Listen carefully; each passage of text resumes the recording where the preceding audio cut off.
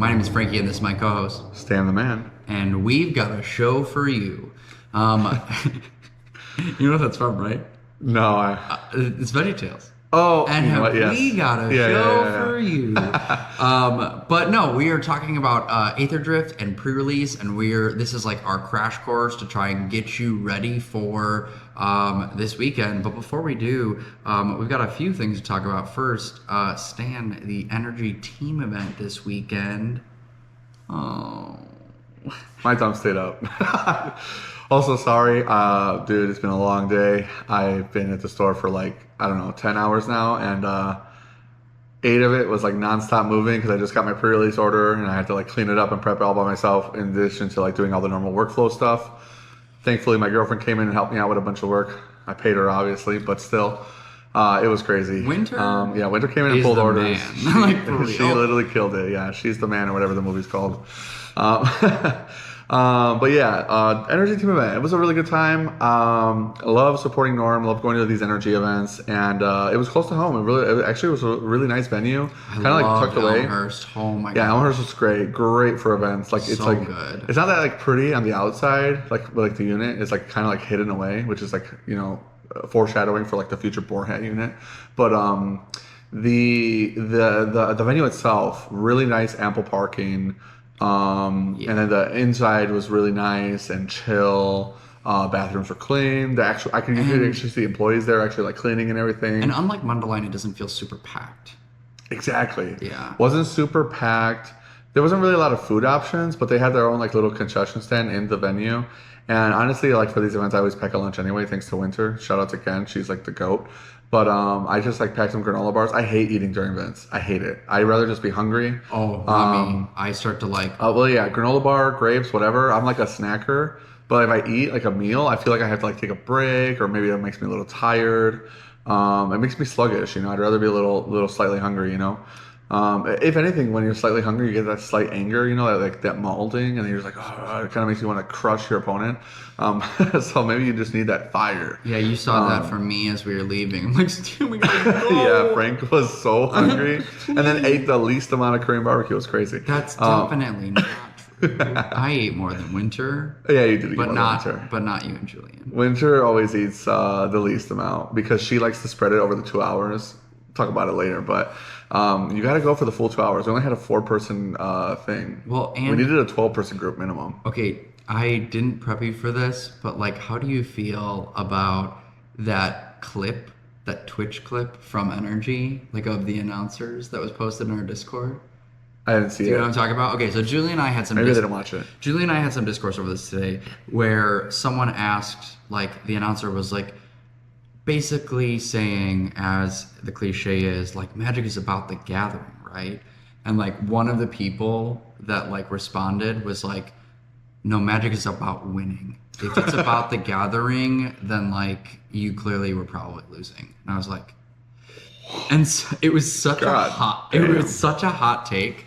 And Julie and I dude in the chat who's at home not playing. Yeah, and Julian and I kind of disagreed on it because I said, for me, right, yes, I play Magic partially. The main reason is I love the game and I love the competition. It's about the competition for me. But at the end of the day, what I said is it's a hobby. This is a hobby. And if it gets to a point where I'm not having fun because I only have fun when I'm winning, then do something else. Because why would you spend so much time not having fun on a card game? I think that because obviously what you're saying is way more nuanced than what random chatter said, because random chatter obviously no, that was the announcer. The announcer said God, I thought it was they were reading chat. No, it was one of the 3 announcers. I don't know. I've never seen that. That is a hot take. Yeah, I have never seen it. You know what, I respect him to have the balls to say it on camera, because honestly that's kind of the fact that he said it on camera, if that's what you truly think. It's a hobby at the end of the day, you're saying. So there really isn't a right or wrong answer. I would say you're socially inept if your desire to win is so high that you're willing to ruin another person's time. You know what I mean? Well, yeah. That's the only real wrong answer. But respectfully, I think I disagree with him, although I agree with the sentiment. Probably them. Oh yeah, yeah. Probably Well, them. I uh, I didn't see who was announcing or who said it, but I think it's about the competition. I like that. I like the competition. I like competing. I think it drives people. We talked about before where I'm like, I hate when like League restricts people's chatting.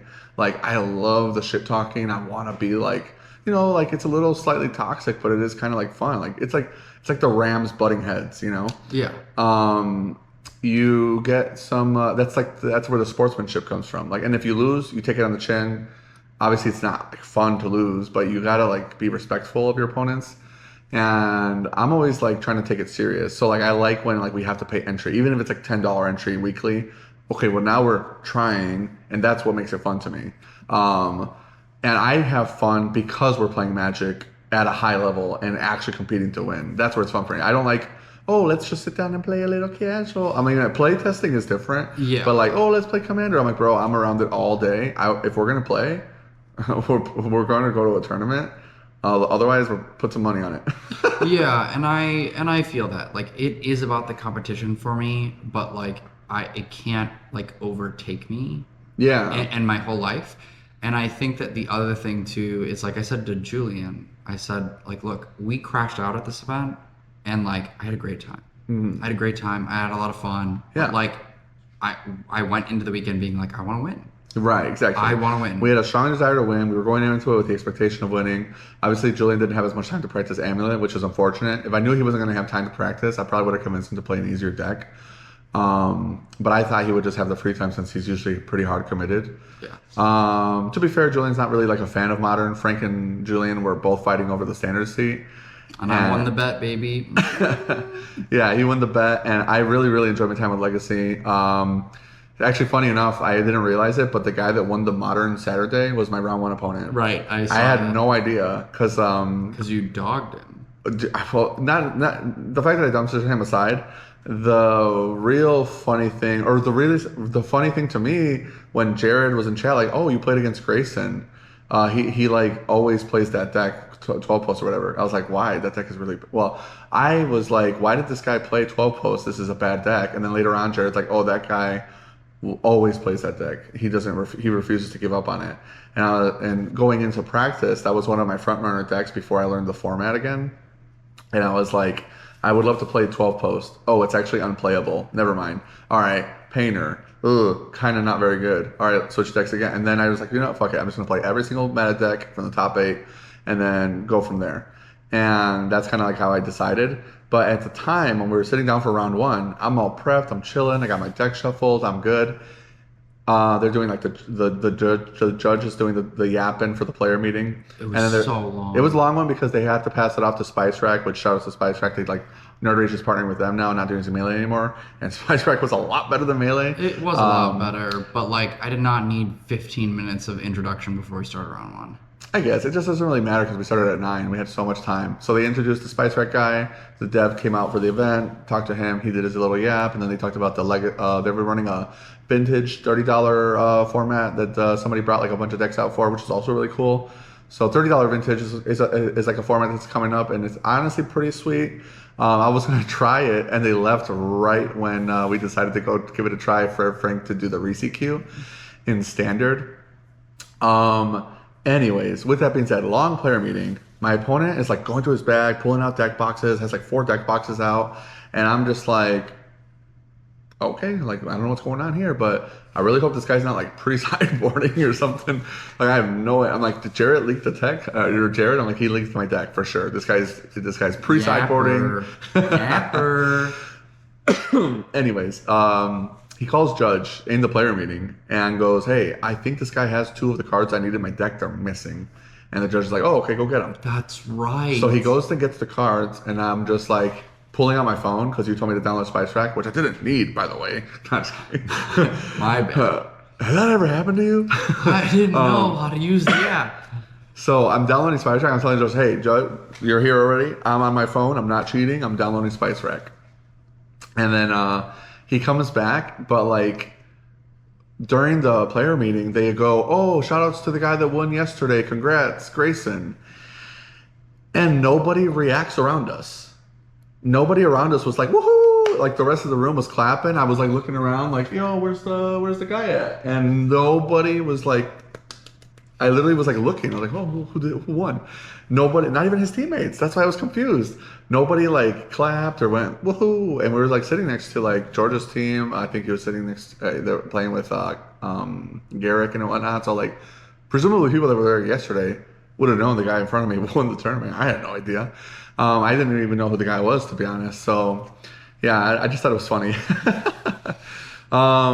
But yeah, Delver too good. Just wastelanded him off those lands and kind of crushed him. Just play Delver. That's what Delver was amazing. What we've heard. Having such a great time with that deck. I want to play more Legacy, like so bad. I actually thought for the first time, and Jared can't hear this, even though I know that he will, is that I was watching some of the Legacy games and going, oh, this looks kind of sweet. Yeah, it's not as scary as it looks. Like when you Yeah. hear about Legacy and people talk about the horror stories, or like even just like one or two decks, you're like, oh, that sounds really, really horrific. But then when you like watch somebody like me play Delver, and it's just a work of art, it's like, wow. I had a board thing where I had like 3 flip Delvers out against a buddy of ours, and I was like, hey Frank, Julian, look at this. This is called winning. Because we got blasted our first 2 rounds. Yeah, the first 2 rounds that like the ones that like mattered. I was 2-0, and then it sucks because round 1 specifically we all were 1-0. Yeah, and then I won, and I'm looking over, and I'm like, I'm gonna go over there. When you, it was in my last game, and like you were like, when I heard you say that you were gonna walk away, I thought to myself, I was like, he knows. Because when I saw the board state, I was I like, knew from the board state, I was like, I'm not. Yeah, I was looking at the board state, I was looking at Julian, and then Julian was just like, and I was like, yeah, there's nothing. I felt so bad too, because like it really was tight, but man, that Sentinel of the Nameless City, by the way, having 4 toughness, it's kind of fucked up. Well, and the fact that it has vigilance is also really screwed up, because the fact that it's not even like you can try and swing around it yourself. It's like they just have the upside of being like, die. Yeah. Die. I just love the idea of the red aggro deck. The girl aggro deck for like a long time now. Like every freaking month, it's like, okay, we're Leyline of Resonance and we're just gonna blow their dick off. And it's like a month later, like, okay, hold on, it's a little inconsistent. Let's bring in these guys. Let's get some more innkeepers. Let's play for a more versatile game plan. Well, first it was just like more like pump spells. Yeah. And then they were like, all right, well now innkeepers. Yeah, now innkeepers, let's bring it back a little, let's get some consistency. And now they're like, how much more tech can we, it's like they're collecting infinity stones. Like, how many more technologies can we steal from this bad Golgari deck? What are they doing over there? Yoink. Well, and I've said this a million times, but the fact that the map tokens and just like you getting all those map tokens triggering Valiant even more. Yeah. Like, I can't tell you how many opponents went, okay, I'm going to target my Emberheart Challenger. I'm going to have the Valiant trigger resolve first. Okay, now I'm going to do the drawing. Right. And I'm like, oh my God. well, it's like they're drawing 2 cards now with Emberheart Challenger. Yeah. And I'm like, it's getting me this close to playing red, everyone. And honestly, I'm scared. Gruul Supremacy, as always. Shout out to my boy Robert. Aggro decks are the best decks, and Aetherdrift is actually going to make the format more aggressive, I think. They did kind of talk about it in the notes. They're like, speed it up. I'm like, Standard's kind of fast right now. Okay, if you say so. No, we don't want this, please. I live Bring me back for control. aggro. I'm so down. Aggro is like the true. That's a true test. That's what really puts some the hairs Hair on your mustache. chest. Yeah, hair on your chest, I have whatever. to start doing math. In No. Spanish, it sounds a little bit better. We used to say like te pone un bigote, and it's like you're gaining a mustache, but like it doesn't sound as good in English, you know. So it's like hair on your chest. I like that a lot better. All right. With that being said, let's get to one more thing. I'm a little mauled at WotC. Oh, and not a little. Store owner hat on. Hold on. As a store owner. Yeah. But like usually people are yapping about like artworks in like our Discord, and I'm always like really positive about it, especially if it looks cool to me. I'm like, yeah, it's cool artwork. Like people don't like the new piss lands, and I think they're sweet. The gold border cards you get in the box toppers. I actually want those. They look really cool, and people are like, oh, this is terrible. They look and then well, actually. Yeah, actually. And then Jared was making the argument that was like, well, I don't like when they don't look like what land they are, and I was like, I do not care about that. Oh, I want that even more. I'm trying to trick my opponents out. No, I don't care about the trickery. I just think I don't the whole. I don't mean literally the trickery, but like I like them to look I know good. what you mean. Like, if people are like, "Ooh, I want to get an advantage," I'm like, I don't care. Like, I can literally physically touch your cards when we're playing competitively. If I don't know what your cards are, what am I doing at the tournament? Give So, me your like, to me, I was cards. like, I even brought up like, he's like, well, Gabriel Nassif missed the whole Dryad Arbor thing. I was like, dude, that was his fault. Like, he straight up didn't know Dryad Arbor was not a forest. Professional player, like that argument doesn't really resonate with me. I know some people will disagree, but I'm like, listen, if you can literally ask what the cards do, typically when somebody plays a card out, they announce what it is. Even if they say land fraternity, you don't recognize it. You can look at it, you can see it, and so because you can ask for it, and like you're allowed to play like non-English cards. Like if I'm playing against a Japanese opponent, which I've done multiple times in Aetherdrift events, because we get a lot of cool like variety of people. One of the guys specifically, his whole deck was in Japanese because he was primarily a Japanese speaker, and I still knew what all his cards did. And you know what? If I didn't know what his card did, Judge, Oracle text, super easy. I basically in the chat brought up to Jared. I was like, listen, when you go to a spelling bee, what does the kid do every single time? A country of origin. Can you use it in a sentence? Whatever. They use every single card that they have available to them, every word. They don't have to. They know how to spell it, presumably, but they always use all their resources because that's how you win. And so if you have the ability to call a judge, you can literally ask your opponent to show you the card. You can hold it in your hand and physically read it. And then you're still like, oh, I didn't know that's what that card was. Skill issue. That's all I'm going to say. And I think their artworks look sweet. That being said, Slater brought up, do you dislike anything Magic does? And I was like, yes, actually, I do. Well, actually. I was super mad today when I got my pre-release order and I'm going through it and I'm already kind of mad because I'm like, really, it was exhausting. I had stacks of boxes everywhere. I'm like going through everything, lifting up all these heavy boxes, moving around. I'm starting to prep everything. I'm messaging Todd like, hey, our order looks good. We got everything in it. Start invoicing it, putting it into the admin panel so I'm ready when customers come in. Open a box for loose packs. Typically is something we have to do whenever a product comes in so that I have pack SKUs in my system. Okay, wait, hold on. I look at the box; it's skinny. And the funny thing is, actually, the set code is DRT, I think, or DFT. No, the set code is DFT.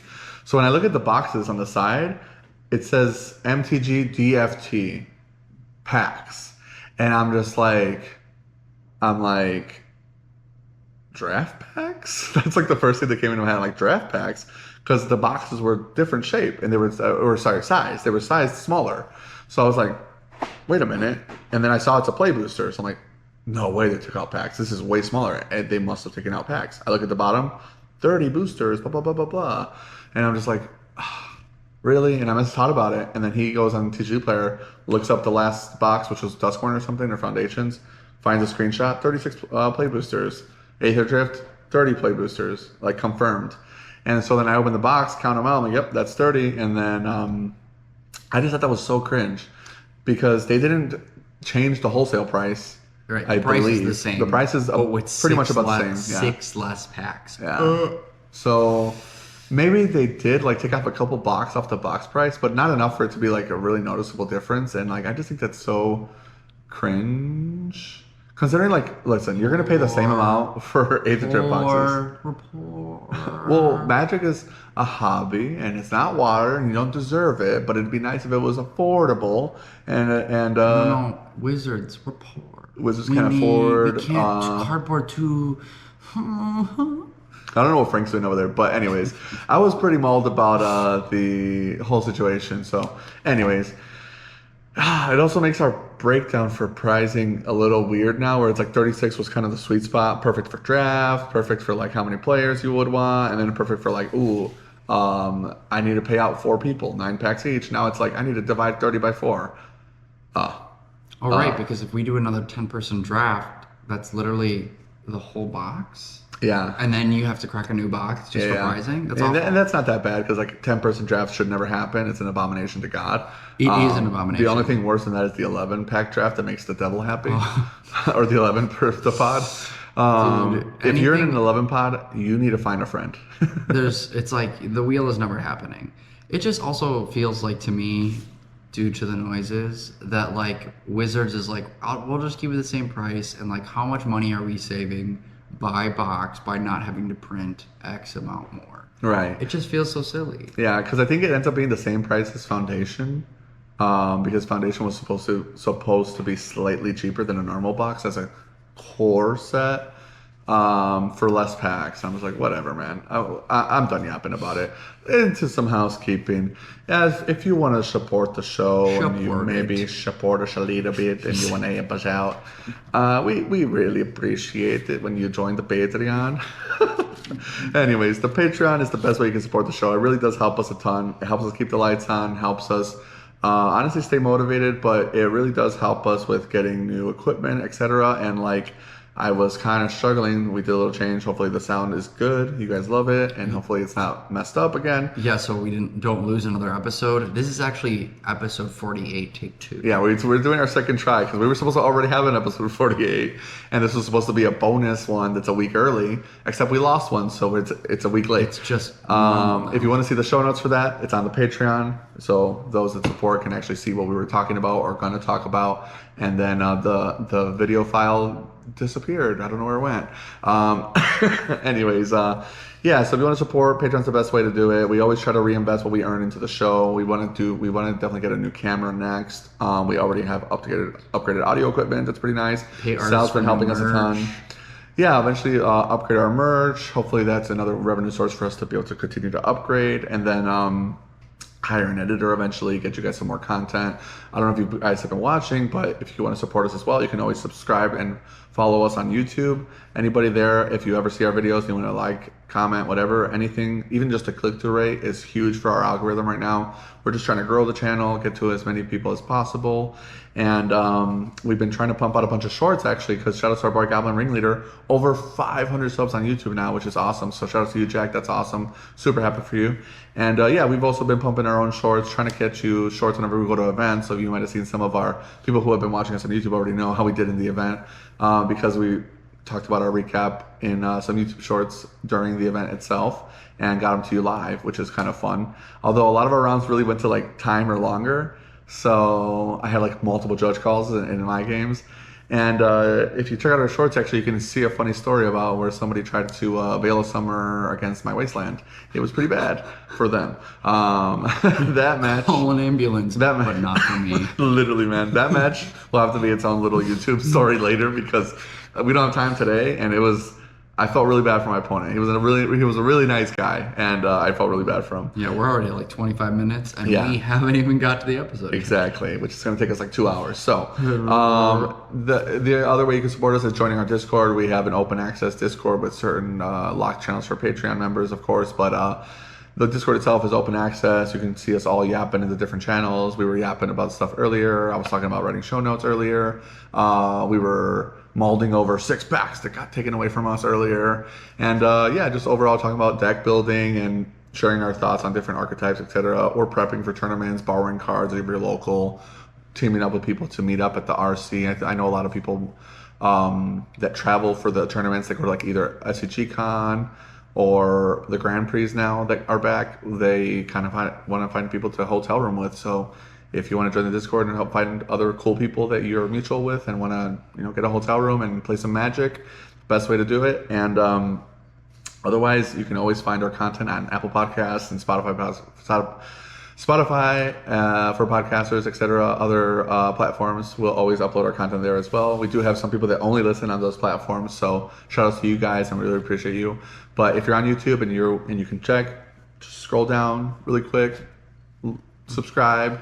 Supposedly only Alex Shazam is the only person subscribed to us, literally the one Pokemon. So if you wouldn't mind checking it out and subscribing, maybe leave a comment, let me know what you had for lunch. My lunch was terrible. Actually, I had a boarhead sandwich earlier. Did you really? Yeah, Winter dropped me off a boarhead sandwich because they were in a rush with her mom, and I was like, boarhead. Maybe there's something here. There's something here. There's something with this name that resonates with me. But yeah, so what's it called? We really appreciate the support, and if you're just here watching the show for free, as always, thanks for the support. Our show will always remain free on YouTube, and anything bonus will be on Patreon. Maybe I'll convince Frank to watch some anime soon. Well, we actually just put that on the Patreon as a new perk, and already Gabe is being like, "I don't. That's not enough." I'm like, "You It's not understand?" enough. It's not enough. I was like, "You understand how many people start to subscribe to that?" I'm gonna be like, "Oh, the whole week is anime. I've got to do a million every day." So like True, that's why true. I'm starting it small, because Yeah, we're gonna turn Frank if into a five weeb. people jump on, then it's like, oh, that means it's 5 every 2 weeks. Like, Yeah, we're gonna spend our whole Sunday watching Dragon Ball. I'm so excited. I would love to watch Dragon Ball because I watched it as a kid. Yeah, for sure. Yeah. Honestly, that's stuff that I look forward to. Not to get into a yap fest, but like I'm like Winter and I are thinking about having a kid pretty soon, and I'm like, oh man, it'd be so awesome to be like, yo, I'm gonna make you watch cool cartoons. Let's put on some Yu-Gi-Oh.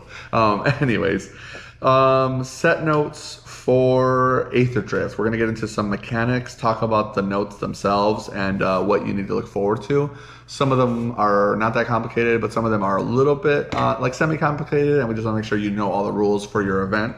So I'll let Frank read you off the new keywords, and then I'll let you know what the show notes say about how these abilities work. Yeah, so the next new mechanics are speed, the new keyword ability, start your engines, and new keyword ability, max speed.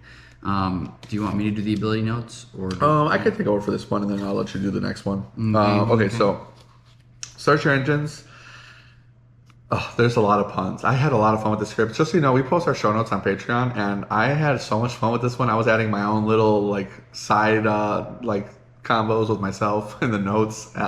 So if you want to have a good time, if you're a patron, check out the show notes after the episode, or I guess you might have already checked them out before the episode, since we post them usually before the episode comes out. With that being said, start your engines. Not a triggered ability. Very important. This is state based, and it's not something you can stifle.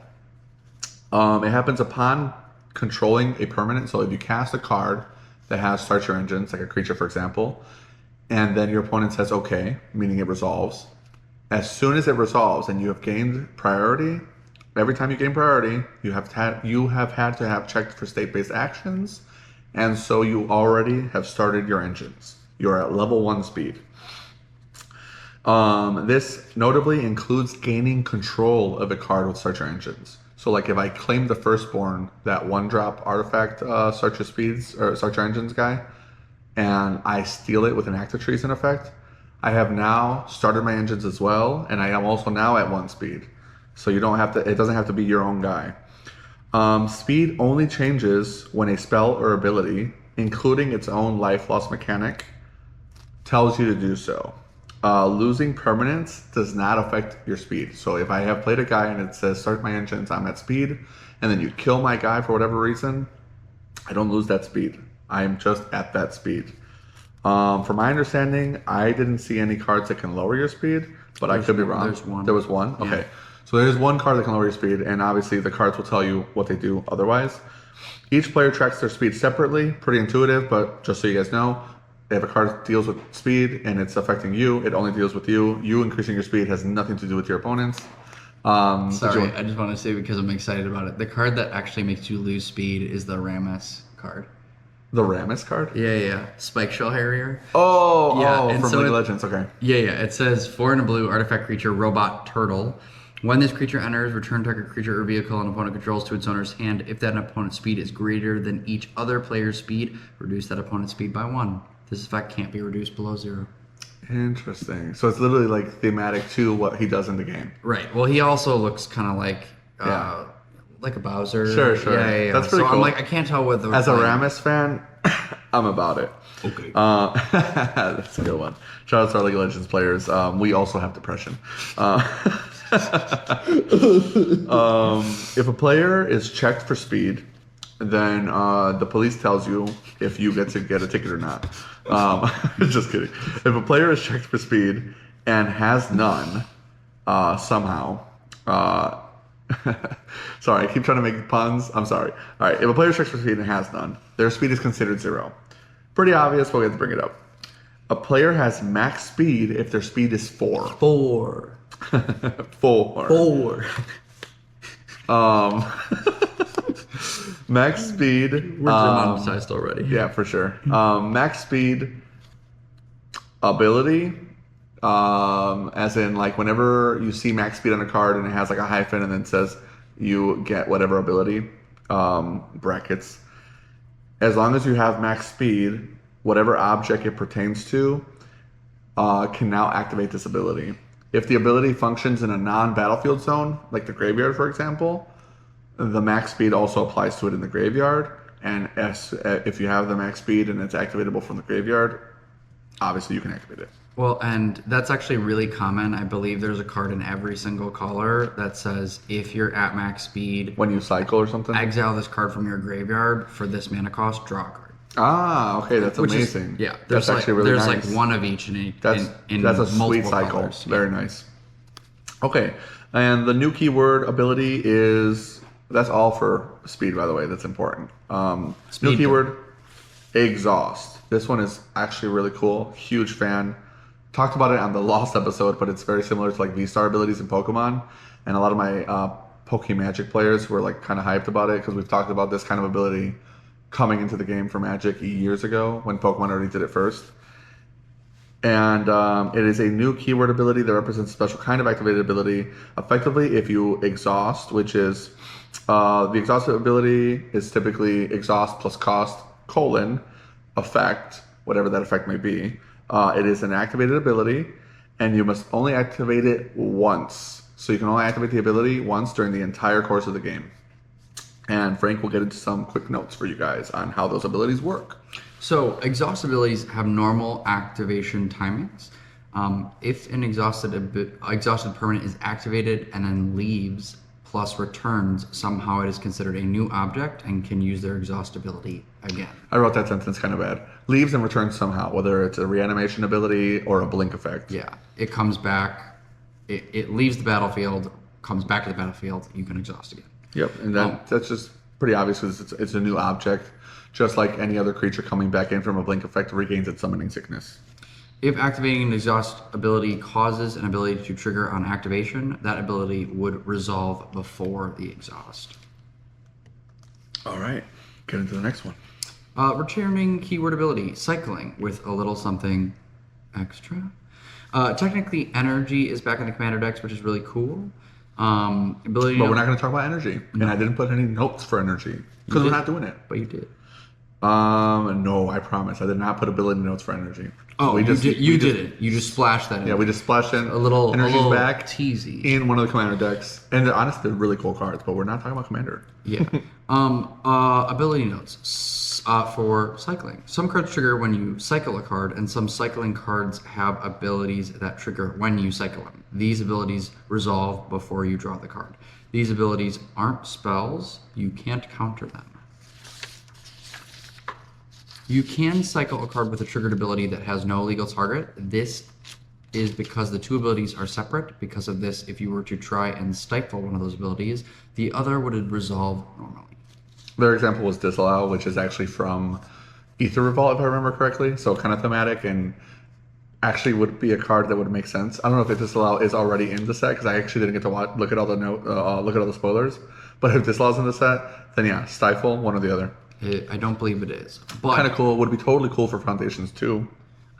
one of the things I just wanted to take a brief pause on to say about these last two abilities that I'm really excited about, in addition to Exhaust having being used in other games. I think what's cool about this is it reminds me of what we just had in Blue Burrow with Valiant, because Valiant was a way to make those types of abilities stronger without making them broken, like Heroic, where Heroic you can repeatedly do something. So they could raise the ceiling of these abilities and not feel like it's going to break the game because you can only do it one time.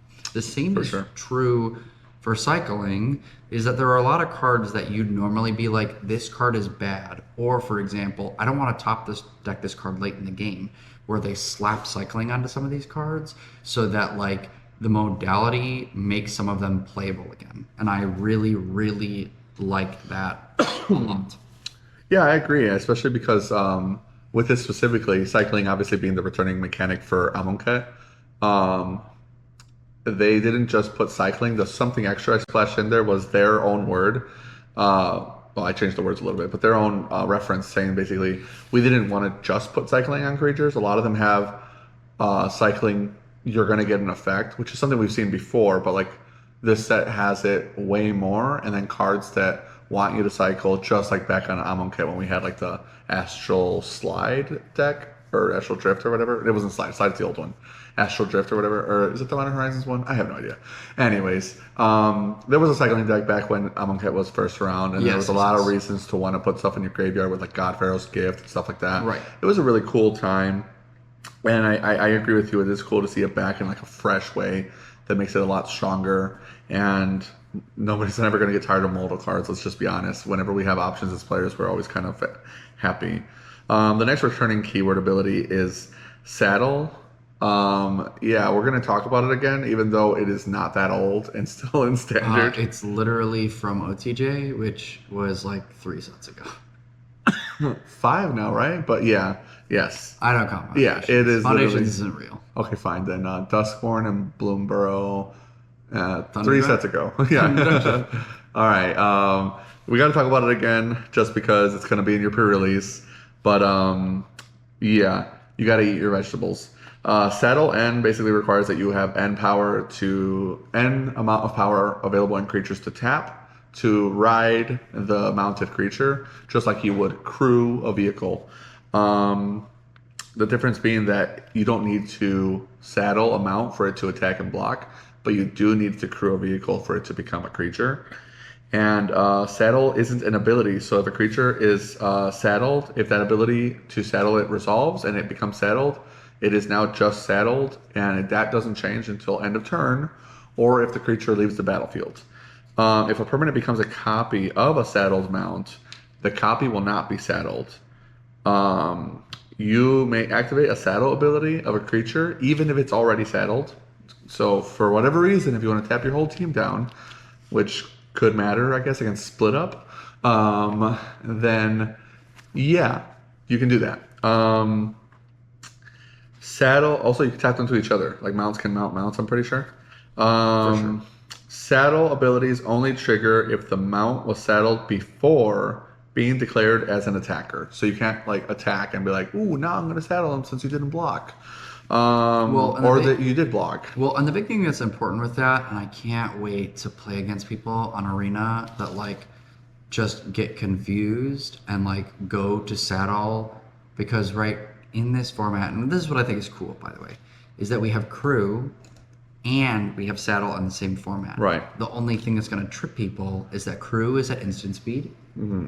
Saddle is at sorcery speed. Right. That's so true. like some people are going to be like, why can't I crew? Well, because it's saddle and you can't do it to block, but you can with your vehicles to block. So they should make a vehicle that you have to crew, and then when it's crewed, it's a mount that can be saddled.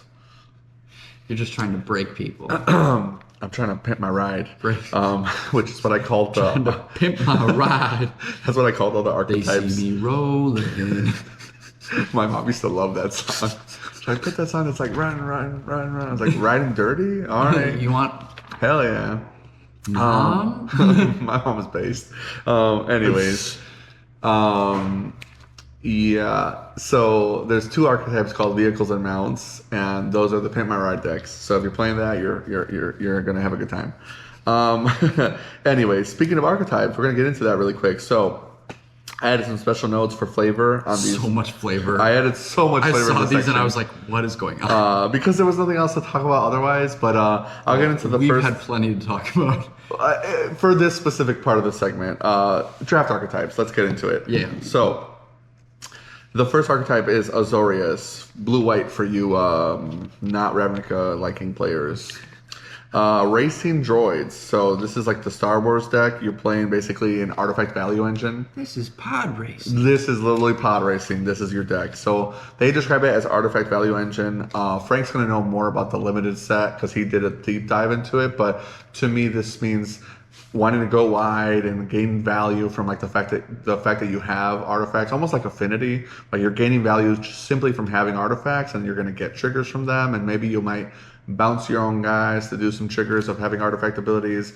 Maybe the artifacts are crewable, etc. If Frank has anything to add, this will be the time.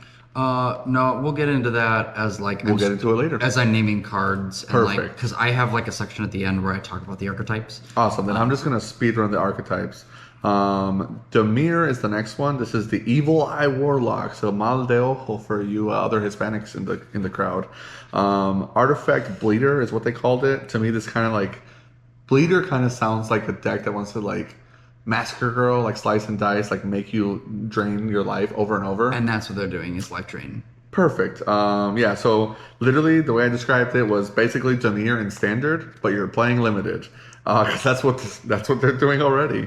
The next one is Rakdos Wastelanders, and this is basically like the Mad Max deck. They call it Max Speed Aggro, Red Black Aggro. Who would have thought?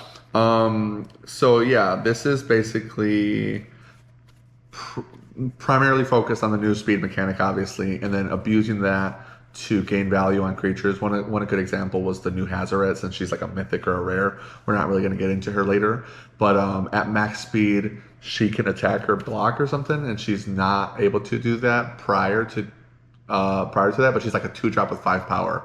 So Hazoret, Dog God back, maybe red aggro Dog God deck good again. Win Pro Tour, we'll see. Who knows? Dog I think back, the dog card back. is. I think the dog is really good actually. The dog is in him. Yeah, I got the dog in me.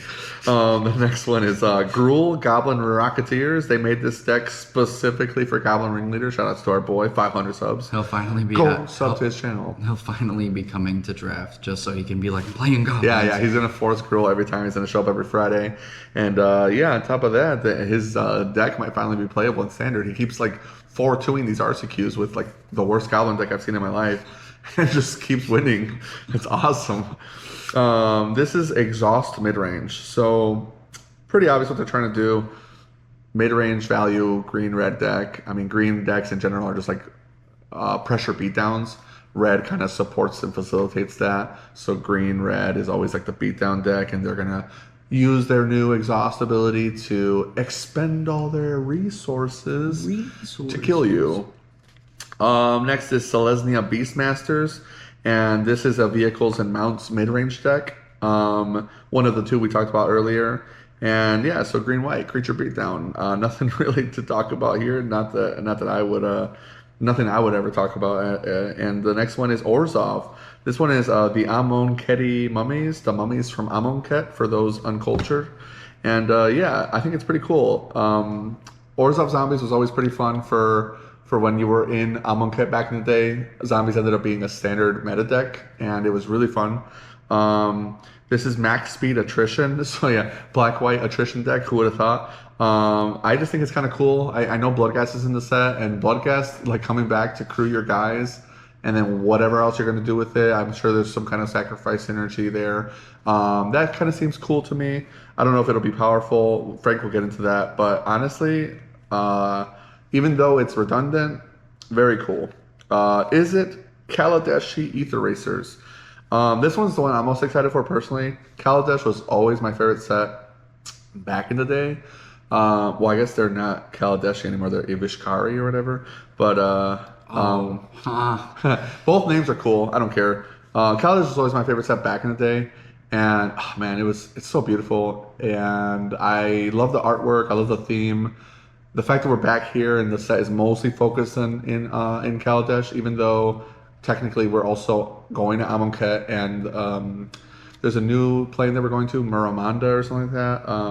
I forgot the name, but we're in 3 different planes in this set, and it's kind of cool. But this one is a discard aggro deck, and that's the archetype they call it, discard aggro. It's a more red focused Izzet deck instead of the normal Izzet spellcasters, and the way they did red, blue, and Kaladesh, I was always a big fan of. So I think it's kind of cool. I don't know if Karizev or Ragavan are in the set, but I was a huge fan of them back then. And Karizev, man, I love that card. I miss it so much. And her expertise. Played that a couple times with the breaking and entering deck. Shout out to those who remember that. Inventors and Pilots deck, though, really, really thematic, really on point, really just like honing in the essence of what Kaladesh was. Excited for that one for sure. The next one is the Golgari deck, which is, oh, there it is, the name of the plane, Muraganda. and this is the Muragandan Dino Riders. This is the one that they made for the people, because we all wanted dinosaur riders. This is awesome.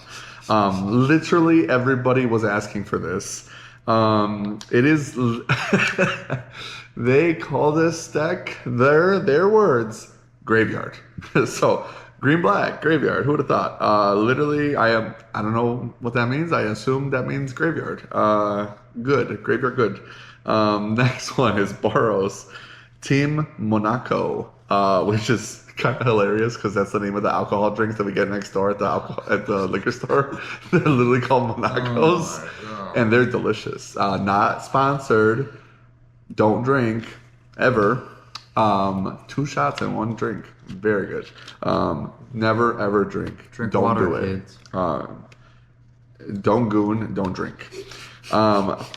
This is the Formula One team, I guess. Boros is like the Formula One team for the race. Honestly, Formula One is awesome. If you haven't watched that Gran Turismo movie, watch it. It's awesome. This is basically the other vehicles deck. So Pimp My Ride aggro, and white red aggro. Again, never not going to be the thing. Why wouldn't it be? It's not broken. Don't fix it. And the final tribe. I guess it is literally a tribe, even though I misspoke. The final color pair is Simic, which is the insect folk. So I kind of had like a Freudian slip that kind of fit. But Cool. yeah, sorry, my show notes. It's their words were they grow their own vehicles. And I'm like, you wouldn't grow a car if you guys, if any of you ancient millennials remember those old. What was it, like piracy commercials? You wouldn't download a gun. Anyways, this deck is labeled Exhaust Ramp, which, green, blue ramp, go figure.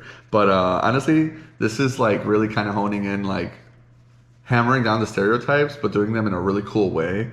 So I really like it. Also, I love the idea of fueling my engine with mana. So like I'm assuming there's going to be some really cool exhaust abilities that ramp these guys, and there's going to be some payoffs for having had the ramp, which is going to be cool.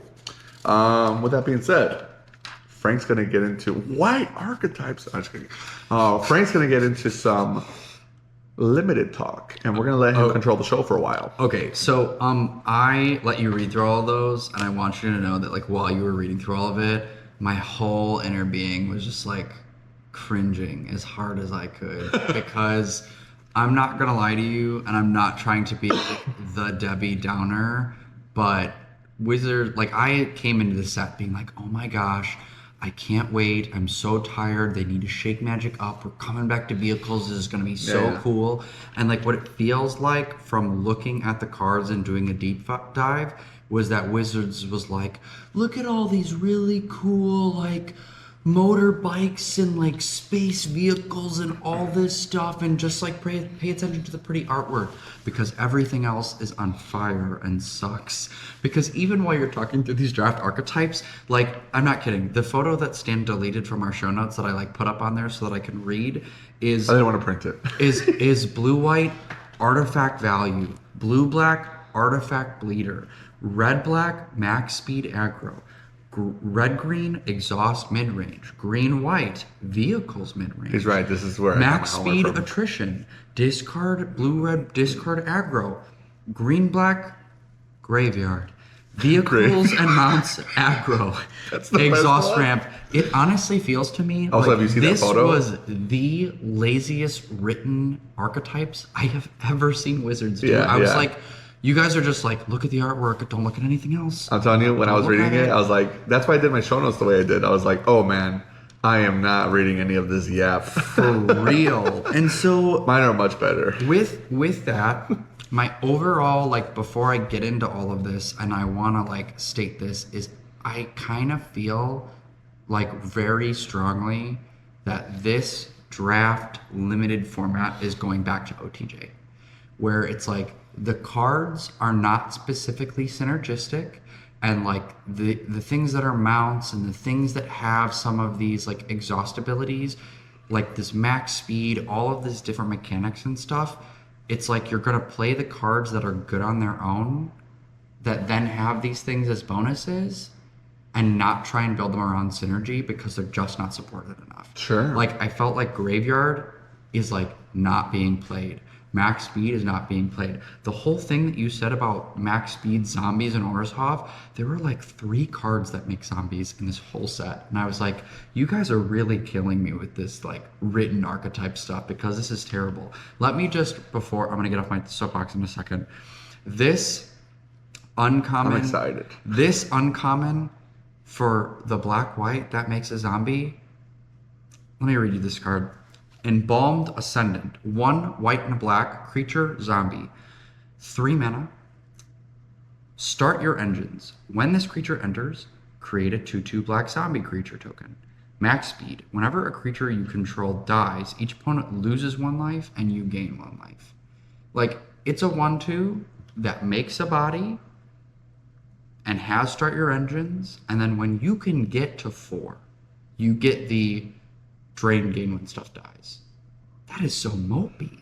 Yeah, That is so mopey. That's pretty bad. I'm crying, and that's the signpost card. Yeah. Oh, okay. So Not even like an activated ability or nothing. no, and that's why max speed to me feels like, again, you're gonna play the cards with max speed that like are just happen to be good, and then like have some sweet payoffs for max speed, but like That is unfortunate. you're not building around max speed in this format. It's not happening. Yeah, that's unfortunate because it feels like, based on what you're saying and based on the few cards that I've seen, I looked at a lot of cards and I thought they had a lot of impact for constructed play. And I think, and we talked about that so much in the Lost episode. There's so much value and impact for the constructed play. And for what it's worth, Start Your Engines, I know that people were down on it online a couple weeks ago. I don't know how they feel now. Didn't check. But back when we recorded the last episode a week ago, we were talking about how people were really down on Start Your Engines and max speed and was too hard to get. And we were like, what? This seems really powerful. I disagree. Specifically for constructed play, like in standard, out the gates, I'm super happy to play Start Your Engine cards. But in this limited format, based on what you're saying, and like that card that you just described sounds horrific to me. Like, not like the worst card, but like definitely not something I'm excited to draft. We're starting off 2025 with a bad draft set, which kind of sucks. But I think it's going to be medium. It's going to have at least good impact and constructed, which is like kind of like almost like Wilds of Eldraine, where like it had a big splash. Well, was it Wilds of Eldraine? Because like that draft format wasn't too bad, I suppose. I thought the disguised creatures were cool, but like there was some mid draft sets that had really, really high standard implications, and I think even this set specifically, Aetherdrift, can have cards that are playable in, for sure, Pioneer, but maybe even Modern. You know what I mean? Yeah, absolutely. And I 100% agree with that. I think like specifically the card that I'm thinking of that is actually in this list for limited, the enchantment with max speed that is going to like replace Tithing Blade. Like, oh yeah, you're going to get to max card. Speed so quickly in Esper Pixie, it's not even close, because like you're just trying to bash in their face every turn. Oh, Hopeless Nightmare, go up again. Like, it's just the thing that you're doing already, and so for you to be able to be like, oh, sack it later, get 14 for life, like, is going to matter so much. Just like we talked about, Pixie and Dimir midrange, for what it's worth, are already playing not lightning bolt, shock decks. They're trying to kill you 2 damage at a time. Max speed is like actually perfect for them. But yeah, the fact that it's not like super synergistic in the limited format kind of a letdown. It feels like this, like you said, they spent all their time on the artwork and the themes and all this stuff. Like they had this cool overarching concept that they forgot to think about the cards, and then like they did the cards last. And or maybe they had like 6 good card ideas, and then like the rest of it kind of just like League of Legends guy. You know what I mean? Yeah, it just feels like we're gonna get over, like there's gonna be like 3 or 4 archetypes that are like clearly really good, and then like a bunch of this other stuff is like well, it already strikes me that the green-white deck is going to be one of the better decks based on what you're saying, because just like in Thunder Junction, it was like, oh, there's no synergy here, so draft really good green efficient threats and then saddle them. And that's exactly right, because there are like the green creatures are huge. And you're like, okay, well, sorry, red-white dudes that's trying to like get these little bikes killing in, when it's like, I have this elephant that makes another elephant swing first. Like, what it... Yeah. So I think that this is going to be a set that is, you're just going to play the good cards that like have value on their own, and then because of that, you'll have a little bit like small synergy pockets, but like it's not a very highly synergistic set. It's just like a play good cards set win game. So getting into it, the white archetypes, the max speed zombies, and the artifact value. My TLDR from before is that it's going to be black white good cards and not black white zombies. The top commons and uncommons. So the first one, commons in white, is Interface Ace. So Interface Ace is 1 in a white, artifact creature, robot, pilot.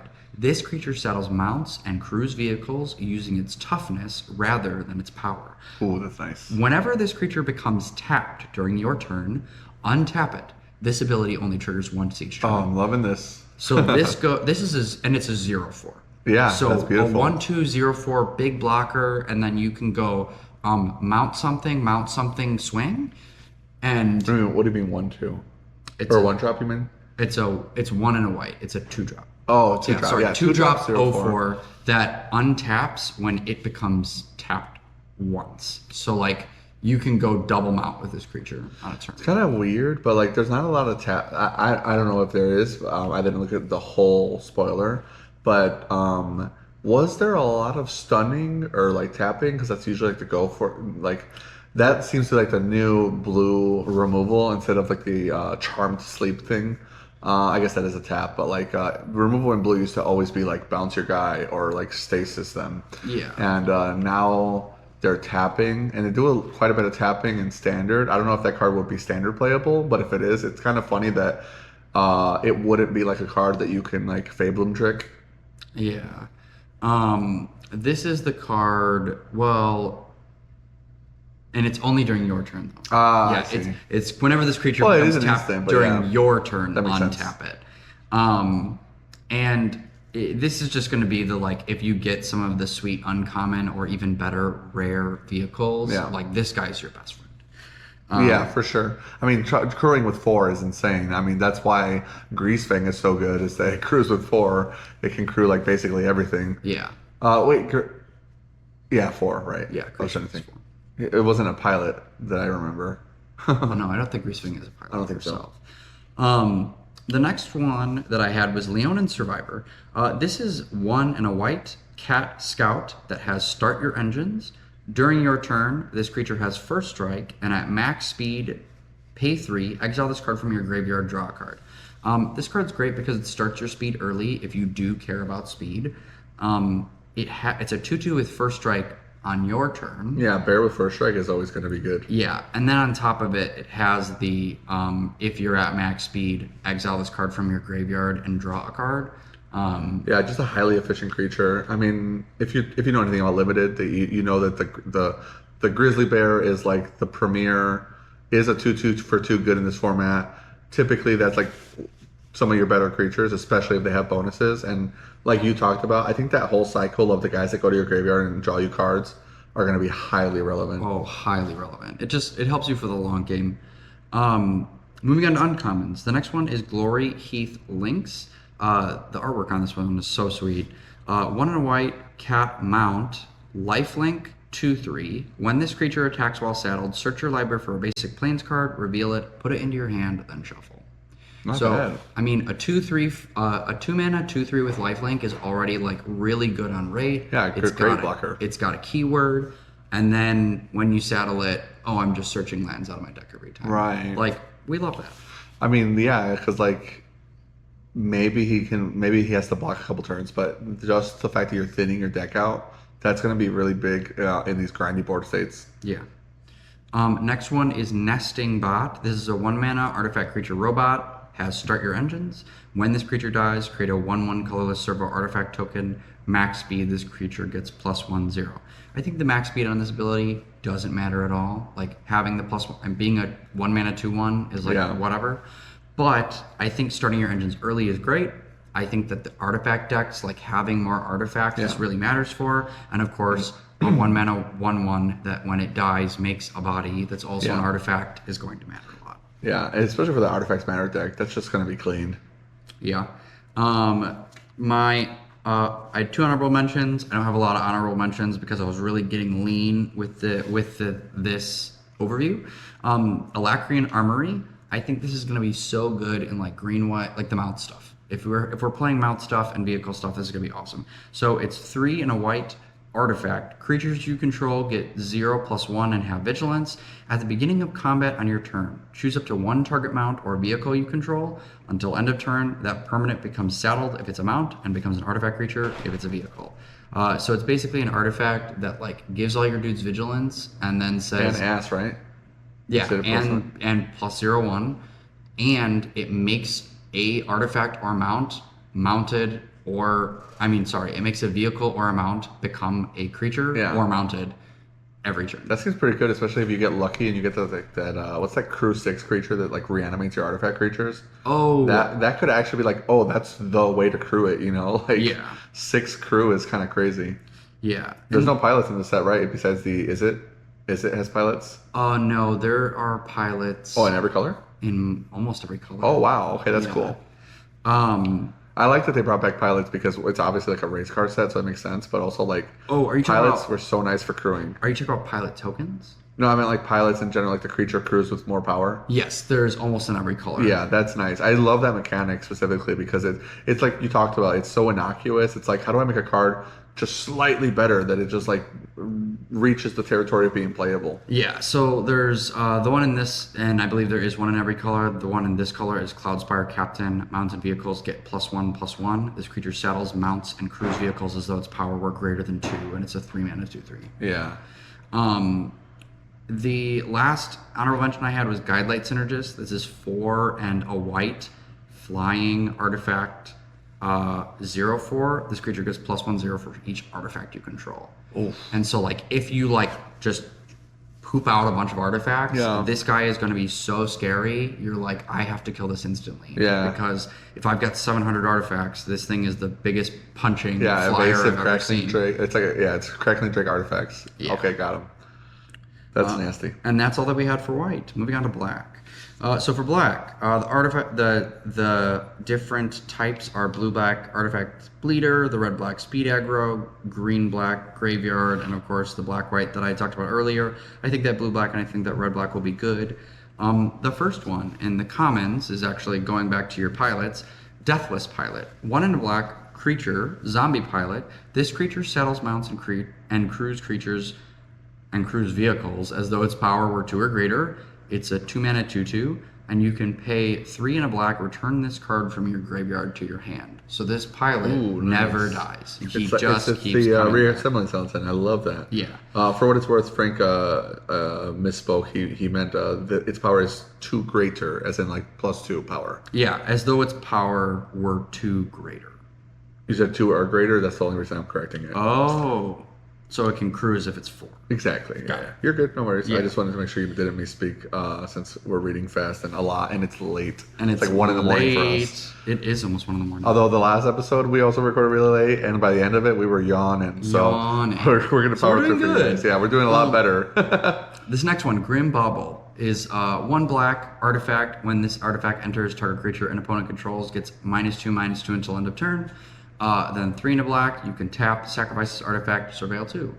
This is just a really great removal spell at a really great rate, and in blue-black where artifacts are going to matter, like this card is just going to be house. Anytime a card has bauble on it, I'm always like, oh man, is this going to be amazing?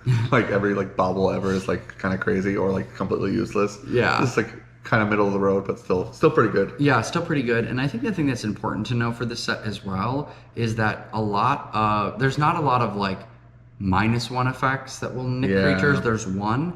But this is a power-leaning format, and the reason being is so that your creatures have big power, small butts, so that they can do the crewing and do the settling. Right. And so this is going to hit a lot of things, which is good. But yeah.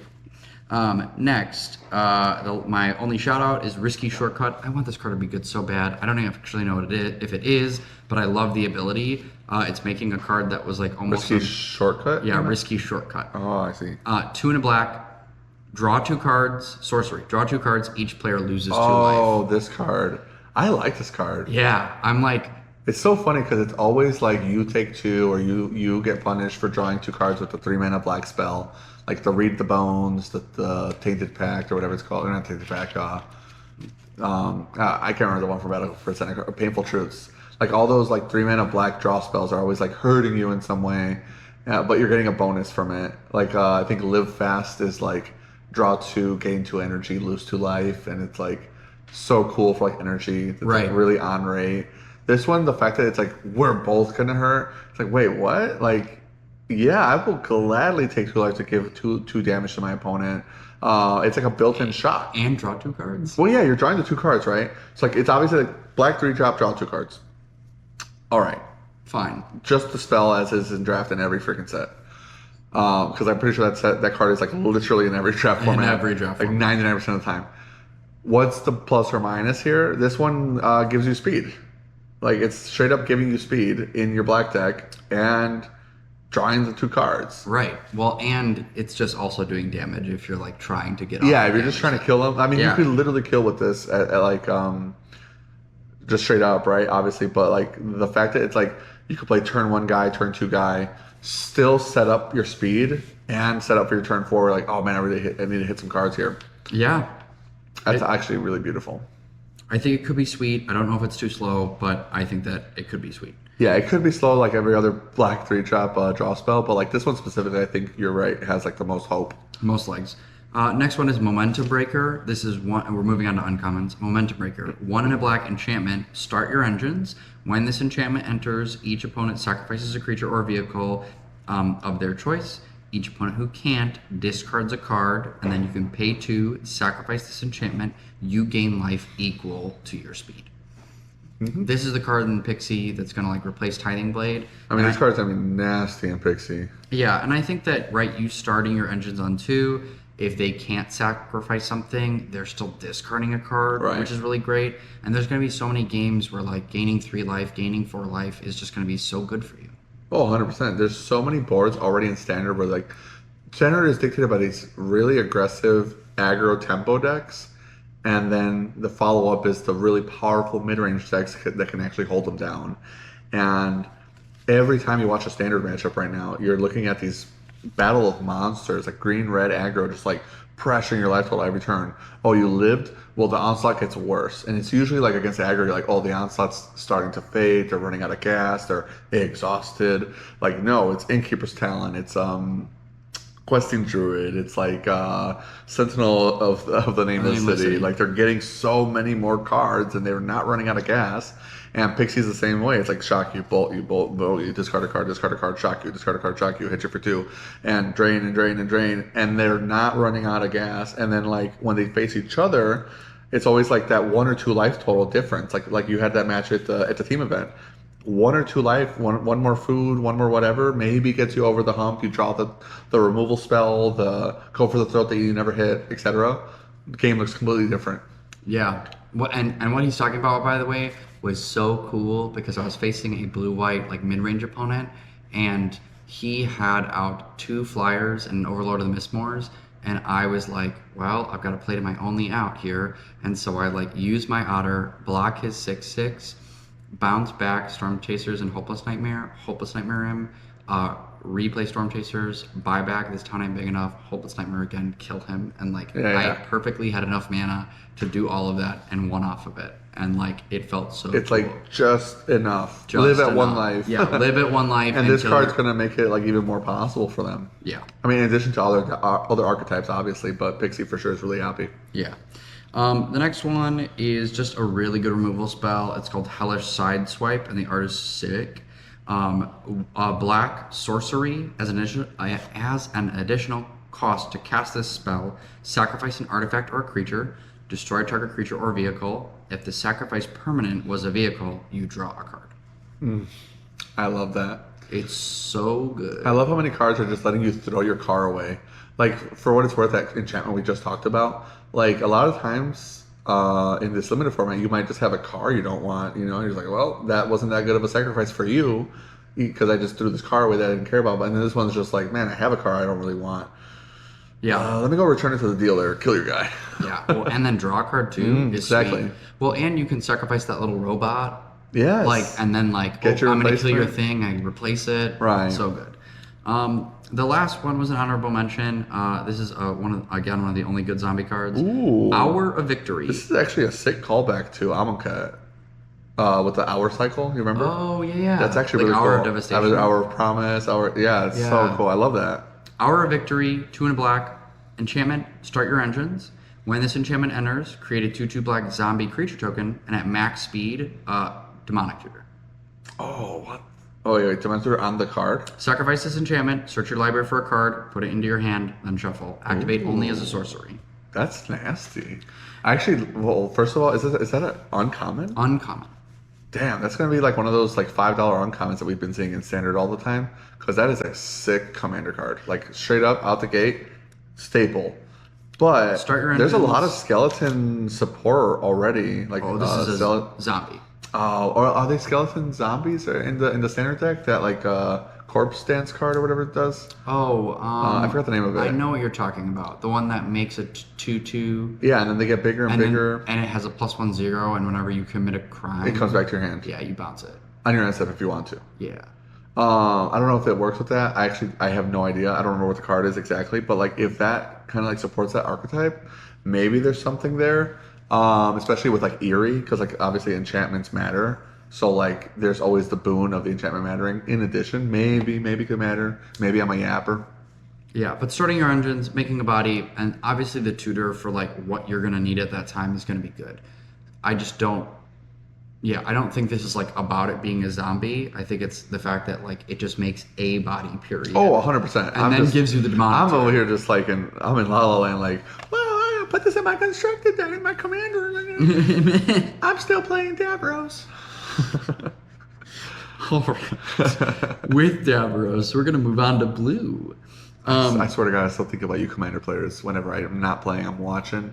I'm like the Squidward meme where I'm watching all the commander players have fun.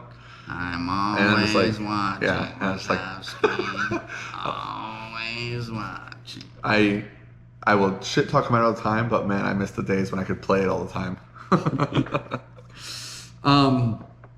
I actually think that with blue, I think that blue is actually going to be one of the better colors. Is it? Within the set? I think it's actually really hot. Yes. And we'll get to it later, but I think part of that and part of this whole set is actually going to be built around uncommons. Like I think the uncommons are going to be what pulls you into decks. Well, it sucks that the play boosts just kind of mess with the rates a little bit, but It does. But you do get more uncommons than you did in previous sets. true. So the first one is Midnight Mangler. This is 1 in a blue, artifact vehicle. During turns other than yours, this vehicle is an artifact creature with crew 2, and it's a 3/3. Huh. So It's like always a blocker, sometimes an attacker. yeah, always a blocker, sometimes an attacker. But like 3/3 for 2, Yeah. that's fine. 2-mana 3/3 blocker is terrific, actually. Yeah. Actually, that's actually a blue card that can hold back the green-white wall. Well, and it's also an artifact, which matters in like blue black Oh, and that's blue white. true. Yeah, I so, love that. yeah, so this card's gonna be sweet. Doesn't get go for the throated. Yeah. The next one is Trip Up. This is actually the card that I think is going to be great for blue-red specifically, but good in general. So Trip Up is an instant, 3 in a blue. Target non-land permanent's owner puts it on their choice of top or bottom of their library with cycling 2.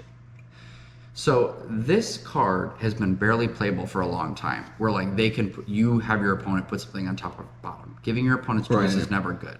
However, the fact that this removal spell has cycling, like sometimes you don't want it, or like for the deck for blue-red that like cares about cycling, you still have a spell. Is it when you cycle you do the bounce, or when you cast them? When you cast it, you do the bounce. Otherwise, it's just 2 mana cycle this card. And it doesn't have flash, right? It's an instant. Oh, I thought it was a creature. I'm sorry. It's an instant. Sorry. Yeah. Okay. Instant target, and I think they worded this so weird. Target non-land permanent's owner puts it on their choice of top or bottom. That the wording I like there actually, because I like this as a way to protect your own cards too. Like if you have a card that you really, really care about, Yeah, you can do It it matters yourself. that you're like, well, I'm just gonna put it on top of my deck. Yep. Sorry, buddy. You're not gonna have my 6-mana boat or whatever it is. Yeah, I think the modality of you cycling with this card is going to make it playable. Yeah, because like let's say you have 2 or 3 copies and like you have to put the card on top of your deck, but like you for whatever reason really like really need to draw it ASAP. Like cycling's gonna like make putting that on top of your deck not as bad. But yeah, the we've seen with unsummon because like what's the card? The fish donator that bounces a guy into the flood maw. Yes. Into the flood maw is a Good for you. phenomenal. Thanks. Oh, I'm learning. I'm learning. Oh my god. I'm doing so much homework. Into the flood maw is like a phenomenal bounce spell. It really is a good card. It's like a solid removal in standard right now. And we've seen decks cutting it for unsummons simply because it can target their own creatures. So like this kind of card having that versatility is going to be important, I think. Yeah. Moving on to uncommons. The next is Aether Siphon. I'm so hyped for this card. 1 blue artifact with start your engines. You can pay 2 and tap this artifact to draw a card. And then when you're at max speed, whenever you draw a card, each opponent mills 2 cards. That's awesome. This is just a great man. It's an artifact. You can, Is the exhaust ability draw a card? It's not exhaust. Oh, it's not exhaust. It's just 2 mana draw. 2 mana tap draw. 2 mana tap draw. 2 mana tap draw. That's nice. There's actually another mill card in the set too, so maybe more than one. I just remember seeing one other one, but maybe there's some self mill synergy that could matter. But just the fact that you're milling your opponents out in draft, I think always kind of matters. Like and when you're in grindy board states. Well, and a mana sink for you to draw cards, and it's an artifact. Yeah. Like, it's gonna be like I think blue-black control is just gonna be like I love this card. Well, like if you go to turn 10 in limited and you're just like on one of those slug games that's like actually double-digit turns, this is the kind of card that's like, well, it's over, man. Like, did you top deck it? No, sorry, you lost. Unless you're playing against Graveyard. Graveyard's like, oh, you lost, buddy. Don't mill me. The green-black player is just like, Graveyard. What's my synergy? Graveyard. What is the graveyard card? Like, is there even one? There is one, and I can tell you it's not. Okay, we'll take. Tell me later. Okay, well, we'll take a break from our regularly scheduled programming to talk about how mid this card is. So the signpost, uncommon for graveyard. It's green and a black. It's green and a black. It's Insidious Roots, please. At the beginning of your upkeep, surveil 1. Nice. And then you can pay 2 black green, tap this artifact, sacrifice it, return target creature or vehicle from your graveyard to the battlefield, activate only as a sorcery. You have to sacrifice it? Yeah. Itself? Yes. So it's like a 4 mana reanimate? 4 mana reanimate. This is like where's Valgavoth's Faithful? I wouldn't say where's Vagabond's Faithful, but Vagabond's Faithful just had purpose. Right. This card is like mid in like the most I want this to be good way. Yeah. You know what I mean? And there are a couple really cool things if you hit a bomb, that card is going to be like playable. But like, man, that's it? Yeah. Yeah, I know, I feel you. Well, and the only card because I definitely like reading that card, I'm like, yes, you could definitely build around this for sure. It's playable.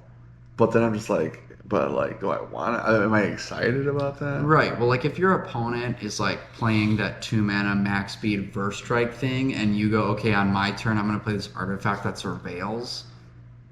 Yeah. You feel really sad, and like you're really behind because you want stuff to affect the board. Right. And yeah, you're taking a turn off to just like surveil, pretend to set up. It's not an artifact creature. It's not even like a crewable vehicle. Well, and the artifact things. It doesn't make insects when you mill a certain thing. Well, and it like the artifact stuff matters within other color types. It's like blue white, blue black, red black. Yeah. Green black is like it's graveyard, so you don't care that it's an artifact in this archetype. I just feel like that black green card should just straight up. It should have been you mill a card every upkeep. And then if it's an X type of card, you get a 1/1.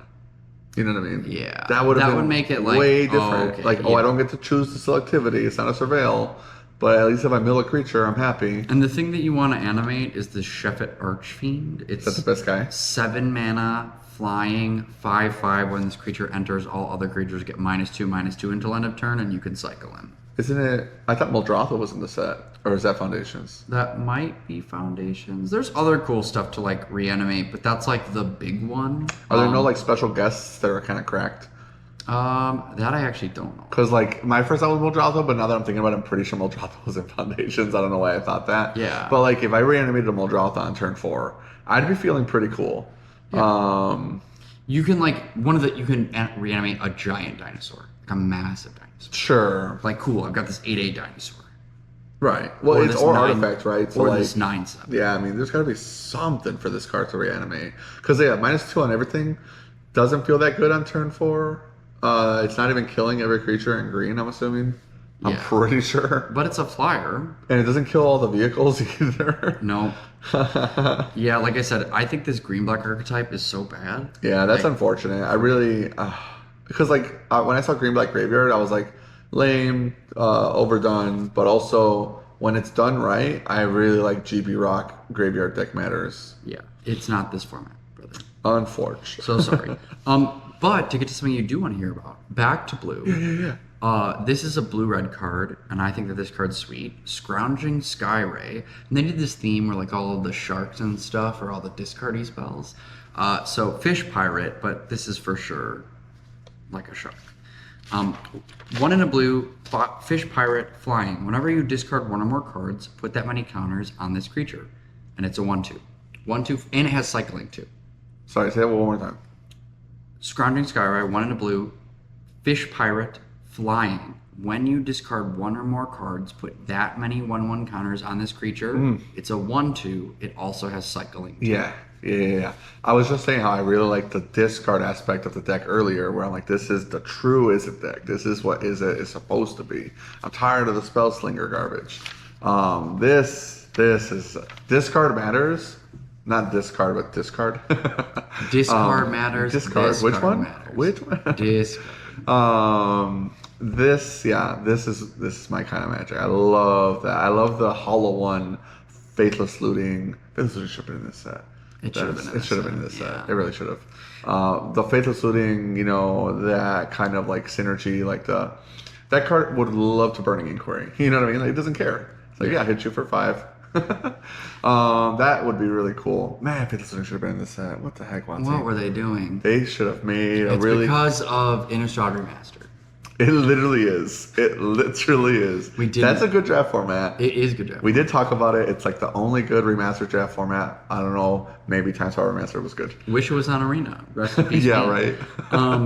The next was an honorable mention, Transit Mage. This is 3 and a blue. Human Wizard 2/2. When this creature enters, you may search your library for an artifact card with mana value 4 or 5, reveal it, put it into your hand, then shuffle. I just think it's tutor for a 4 or 5 mana artifact for 3. It like replaces itself. It's a 2/2 for 3 that replaces itself and gets you an artifact, and I think that that's awesome. Right. Next, moving on to red.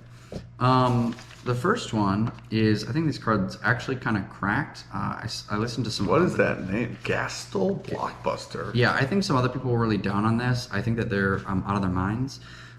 2 in a red, Human Berserker. When this creature enters, you may sacrifice a creature or vehicle. When you do, destroy target artifact an opponent controls. So it's a 3-drop. You sack a guy, a creature or vehicle, and then ETB Shatter. Yeah. I apologize. I meant E. What? The creature E's. Oh. I've been doing that on Discords where we're talking about stuff and I shorthand to just E when it's ETB and people are just like, what? What are you saying? Oh, and see, like, I really was like, what is that? What is that? I'm not going to stop either. I was like, EA Sports. Yeah, it's just going to E. I was like, is that and I think of weird? the Markiplier meme.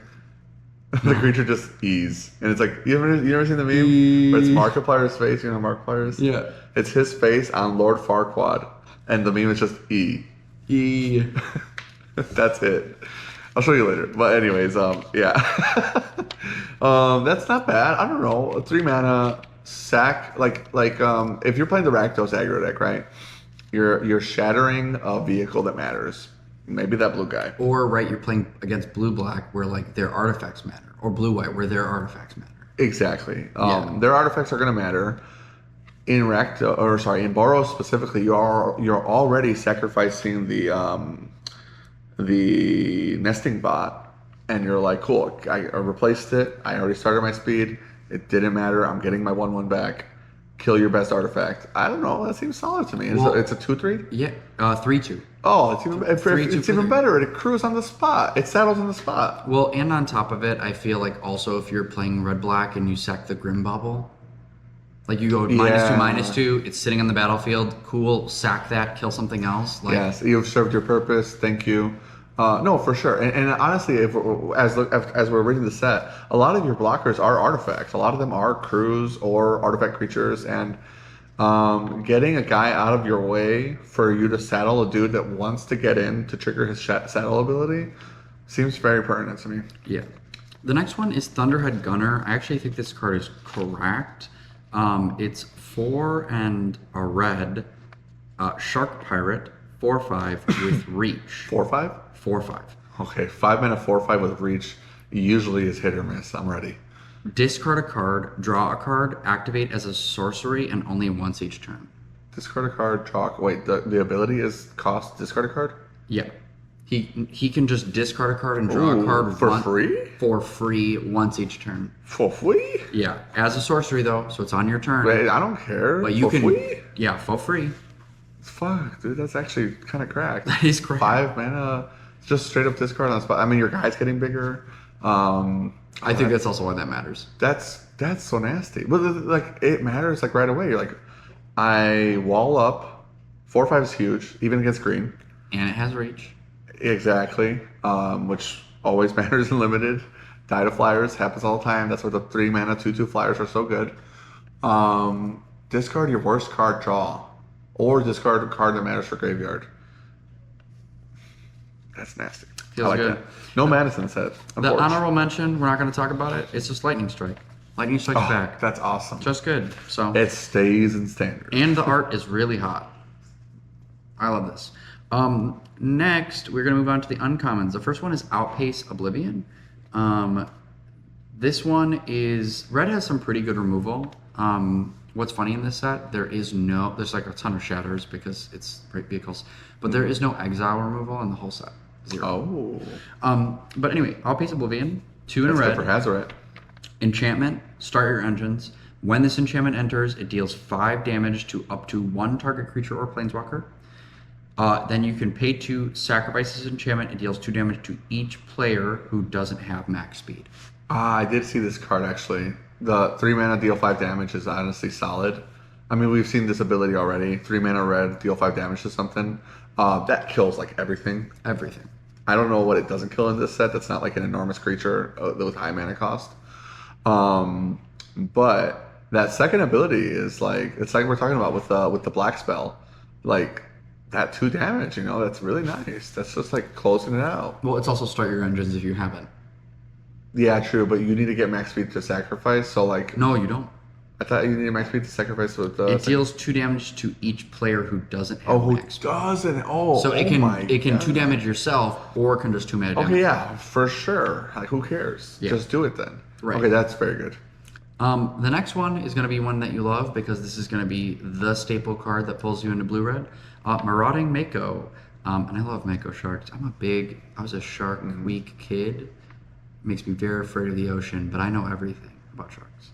Marauding Mako, 1 red, creature, shark pirate. Whenever you discard...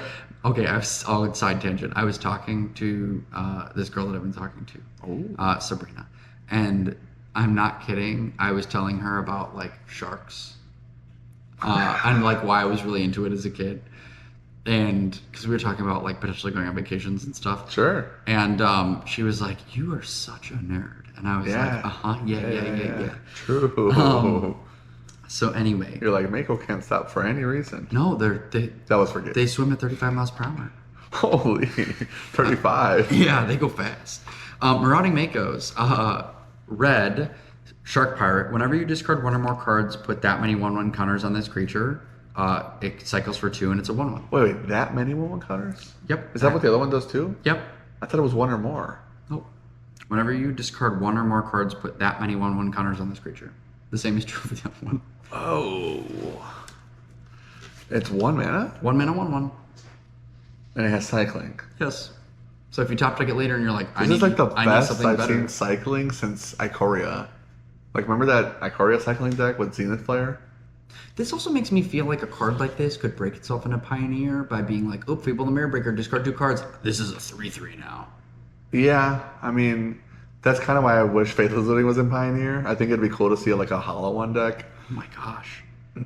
Or like if you're playing Phoenix, you like Well, the thing and is, you like lightning helix or you lightning axe. I think I did see this card actually because I remember talking to somebody and being like, wait, doesn't this just like go immediately into the modern Hollow One deck? Because it's like a Flame Blade Adept that keeps its power.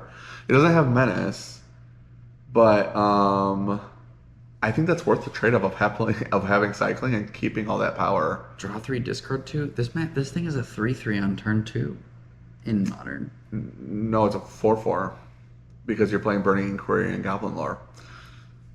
This card's So like, correct. if you wanted to, which I don't think you would, but you could like play that card in Modern and then double Burning Inquiry, and it's a 7/7 on turn 2. That's so cool. That's pretty cool in my opinion, especially if you get some Hollow Ones in there as well. Hollow Ones get the Vengevines out of the graveyard. They have haste. Boom. I mean, that could kill. I don't know. The card seems good. Yeah. Next, we're going to move on to green. The commons, Stampeding Scurryfoot. This little guy is so freaking cute. Green mana. He's so cute. He's a little mouse. He's got Exhaust, 3 and a green. Put a 1/1 counter on this creature. Create a 3/3 elephant creature token. So it's just a 1 mana 1/1 that, like, when you get to 4 mana, you're like, cool, it's now a 2/2 and I make a 3/3. Oh, it makes a token when you do that? Yeah. It puts a counter on itself and makes a 3/3. Ooh. Hey, that's not bad. No. Sorry, I got distracted when you said it's so cute. Look at him. Well, it's not that. I agree that it's so cute, but it's just that yesterday I was hanging out with Winter, and I was watching a YouTube video about Pokemon. She was just in bed, like on TikTok, whatever, ignoring it. But she does the thing where like I put on a video, and she's like, "This is boring. I'm going on TikTok." But then she's like listening to the video I'm watching, and the guy is talking about like this gym leader that has like all cute Pokemon, but for some reason has a Galarian Weezing, which you have no idea what that is. But for those that know what a Galarian Weezing looks like, or don't, I encourage you to look it up. It is, it's literally, it's very ugly. Weezing is not supposed to look good, and the guy in the video is like, yeah, this Pokemon is so ugly. Why is it on the cute person's team where she cares about aesthetics? And then Winter goes, he's so cute. He has a mustache. And you just see the Weezing with like the cloud of fog. Like he's supposed to like spew smog. He's like a pollution Pokemon. Sure. It's like a pollution mustache. And she's like, he's so cute. That's all I could think about when you were like, he's so cute. Scary fit. Oh man. Next card is Hazard of the Dunes. This is 3 and a green, worm with trample Worm. reach. Sorry. That was so like a knee-jerk reaction. Like your inner psyche just like brought that out without even thinking. That was like involuntary. I apologize. Oh my god. So Hazard of the Dunes, 3/4 worm, trample reach, and it's got exhaust for 7. Put 3. 7. That's a Simic card. Put 3 1/1 counters on this creature. So it becomes a 6/7. A 7/7. It's a 4 mana 4/4 with trample. Oh, and I reach. think it's a 3/4. No. 4 mana 4/4. 4 mana 4/4 with trample and reach, and then you can pay 7 to make it a 7/7 with trample and reach. Well, blue matters in this set, and green matters in this set. I just think trample and reach at 4/4 is already like really good. Yeah, trample and reach 4/4 for 4. I like that, but like the blue limited cards in this set are like not awful for once. I feel like blue always gets shafted. You know what I mean? Yeah. And so like the fact that the green cards we kind of already agree are going to be like on rate good creatures because of base power and toughness. This is like already on curve, and the Simic deck specifically seems to want to go late. So 7 mana might not be out of range, you know? Yeah. Even for limited. My honorable mention, Migrating Ketrodon, 4 green. This is a 6/6 with reach. When this creature enters, you gain 4 life, cycling 2. If you're dying too early, you cycle this bad boy, but 6 mana, 6/6 reach enters, gain 4 life. We've seen this be really good. Wait. 6 mana, 6/6 with reach? Yeah. and gain 4 life on ETB. Is it a dinosaur? Yes. No, don't. No, they upgraded Colossal Dreadmaw. It's just better. Sorry. No. Sorry. Wait. Gain life? Gain life. Oh, This is the guy. This is the only other guy you reanimate. This is the 6 mana gain 4 life guy that's in every set. Yeah. Yeah, you reanimate this, honestly. Cycling on this guy is actually really nice because, I don't know if it's you, but like sometimes that 23rd card is always like, I don't know what to. Maybe I'll play 16 lands. And that only works when you have guys like these. Yeah. You know? Yeah. Like, oh, I just can't keep them. But then you talk them late and you're like, oh, glad I put them in there. I'm glad I did. Yeah. Next, we'll move on to the uncommons. This first one, I think this card is cracked. First of all, it has the coolest name, Elvish Refueler. Yeah. That is awesome. 2 and a green. Elf Oh, Druid. and it has Elvish X mana. Like every Elvish Rejuvenator or whatever always 3 mana. Elvish Reclamation. Yeah, whatever. It's always a 3-drop. Yeah. Okay, cool. During your turn, as long as you haven't activated an exhaust ability this turn, you may activate exhaust abilities as though they haven't been activated. As long as you haven't, you can do it again. Yeah. I mean, it is in the ramp deck, so that makes sense. But and it has exhaust itself. what's its exhaust ability? Put a 1/1 counter on this creature. How much mana? 2. So I think that Oh, you can activate them as if they haven't been exhausted. activated, no matter what. No matter so what. you can like late game him and be like, put a bunch of counters on him. I see. Well, see. it's only if it hasn't been activated this turn. So as long as you haven't activated exhaust ability this turn, you may activate exhaust abilities as though they haven't been activated. But that's for all your exhaust. I thought that was like a trigger. No. Oh, it's a state-based thing during your turn. So It's- like in green red where you're doing exhaust Ah, things, you so just go. they don't want you to cool. repeat them. All They my just want you to give stuff, them all one. I can repeat them, right? Because exhaust is once a turn, like once a Yeah, game. my apologies. I thought this was an ETB. No. And then you were getting to activate stuff again for 1 turn. This is just, you get to just keep activating the guys. All your. I understand now. That is actually really good. Yeah. That's terrific, actually, because some of the exhaust abilities are kind of scary. Yeah. So this. When they activate that one guy with the 3 counters, you're just ending the game. Yeah. Now he's a 10-10. Yeah, I think this is gonna be cracked in green red specifically. The next one is Autarch Mammoth. This is 4 green, elephant mount. When this creature enters and whenever it attacks while saddled, create a 3/3 green elephant creature token, saddle 5. Is it enter and attack? Yes. Ooh. So it's a 6 mana 5/5 that makes a 3/3 on ETB, and then every time you saddle it, you also make a 3/3. Mm-hmm. Yeah, good. Yeah, very good. Really good. That's what I got for that. Oh, multicolored. Yeah, I'll move on to multicolor. I'm only gonna highlight. We like- never talk about multicolored. These must be good. Yeah, We talked about Haunted Network on the hidden episode. I'm only gonna talk about the 3 ones that are actually like good because I think a lot of these are bad. Haunted Network, by the way, let's just start with that one. Haunted Network is 3 blue-black. yes. Sorcery. Choose target opponent. Create 2 1/1 colorless Thopter artifact creature tokens with flying. Then the chosen player loses X life, and you gain X life, or X is the number of artifacts you control. We talked about this one a lot on the Lost episode, which is so sad because like we lost like 30 minutes of conversation just about this card alone, probably.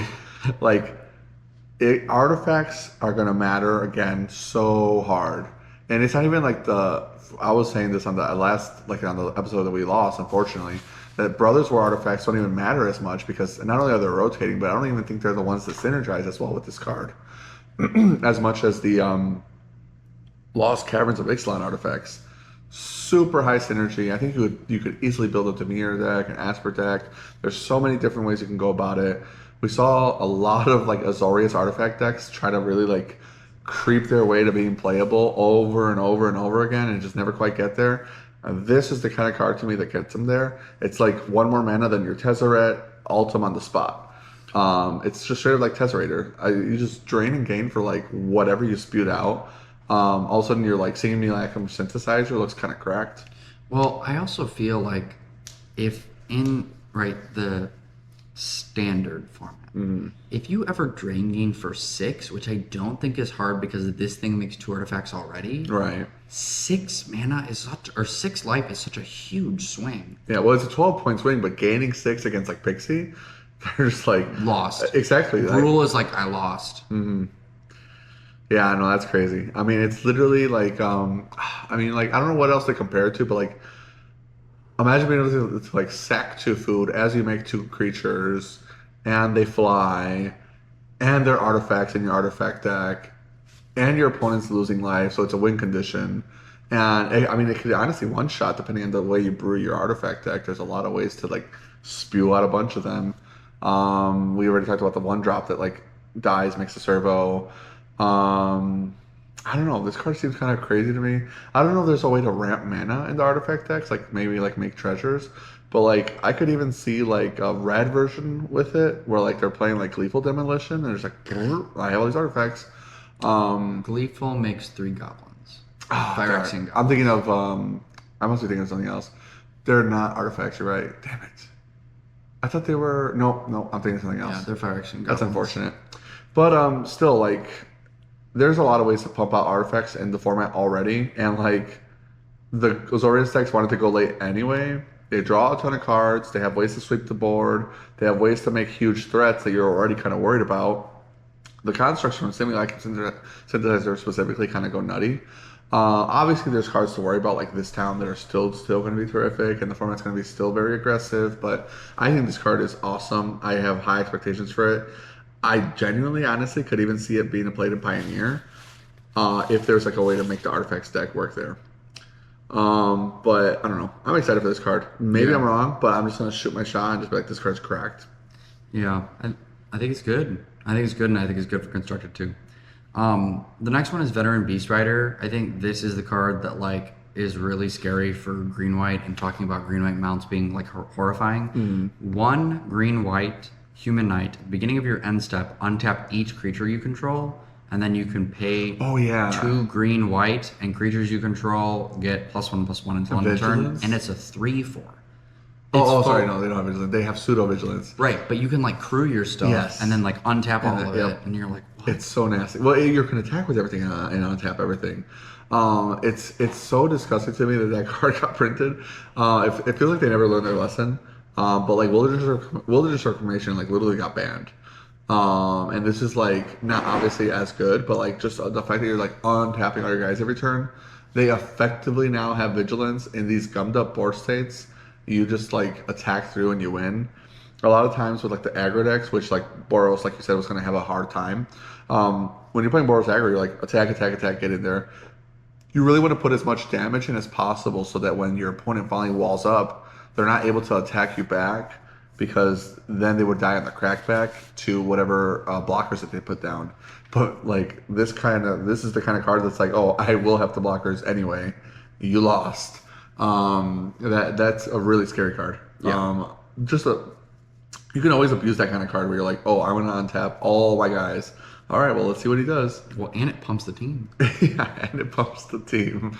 Really nasty. Yeah. The next one is in green red, Boom Scholar, and this is my last one for multicolored.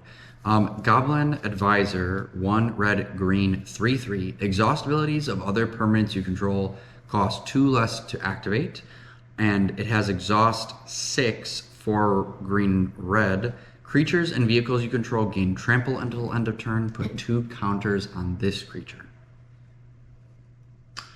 So it's like a big ass crater hoof, Yeah, and it also and it's the green red guy. yes. Right. Well, Right. it's a 3 mana 3/3 that makes all of your exhaust abilities for your other stuff cost 2 less. Yeah, that's just insane. And then on top of it, you can crater hoof with it, and it then becomes a 5/5. Like, That's actually really kind of gross. Now that we're talking about it, because that elf really likes this guy.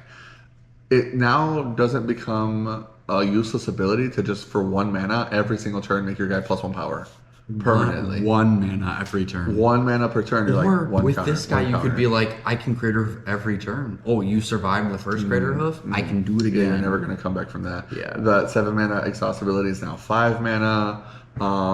We're looking at a lot of more reasonable effects now. And we already talked about how the exhaust abilities specifically are kind of disgusting. It makes more sense now to me that they have all these exhaust bonuses. Why we didn't see crazier ones? Because I think there was like a loot, like the 3 mana loot that had like Ancestral Recall. Maybe you play them together, and now it literally is Ancestral Recall, because I'm pretty sure it was like pay 3 to draw 3 cards. Yeah. I don't know if it's the commander card. I hate getting baited by this. I always look at the card. I'm like, oh, the card's crazy, and it's like a commander card, like that new Nissa when the Nissa got Oh, spoiled. The yeah, commander. I yeah. was like, landfall 2 energy, and then I was like, oh, Commander. commander. Yeah. All right. Well, Okay. for this guy, just imagine like right that worm, 5 mana, 7/7. Yeah. Ooh.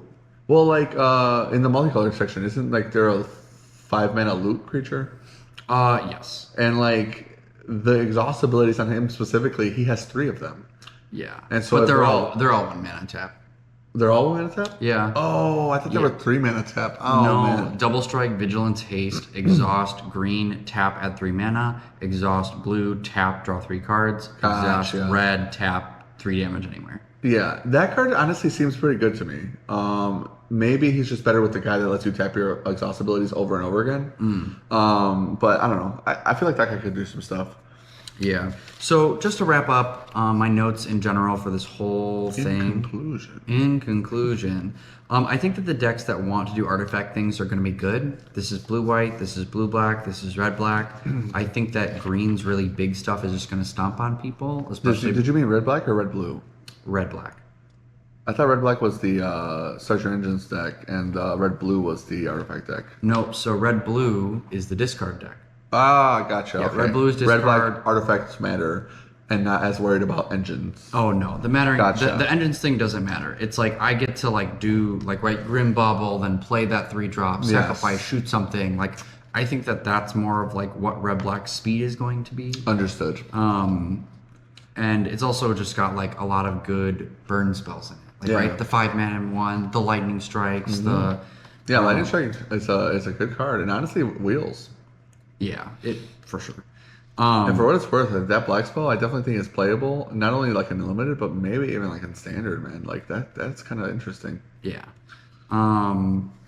Then we've got, I think, right, green scares me. I think that green's big stuff is just going to be like too big and like all the stuff has 0 toughness. It's like all Yeah, your power. deck's too cute. You get killed by a 4/4 for 4. Yeah, right. Or it's like, oh, look at my 5/5 that made a 3/3. You Yeah. lost.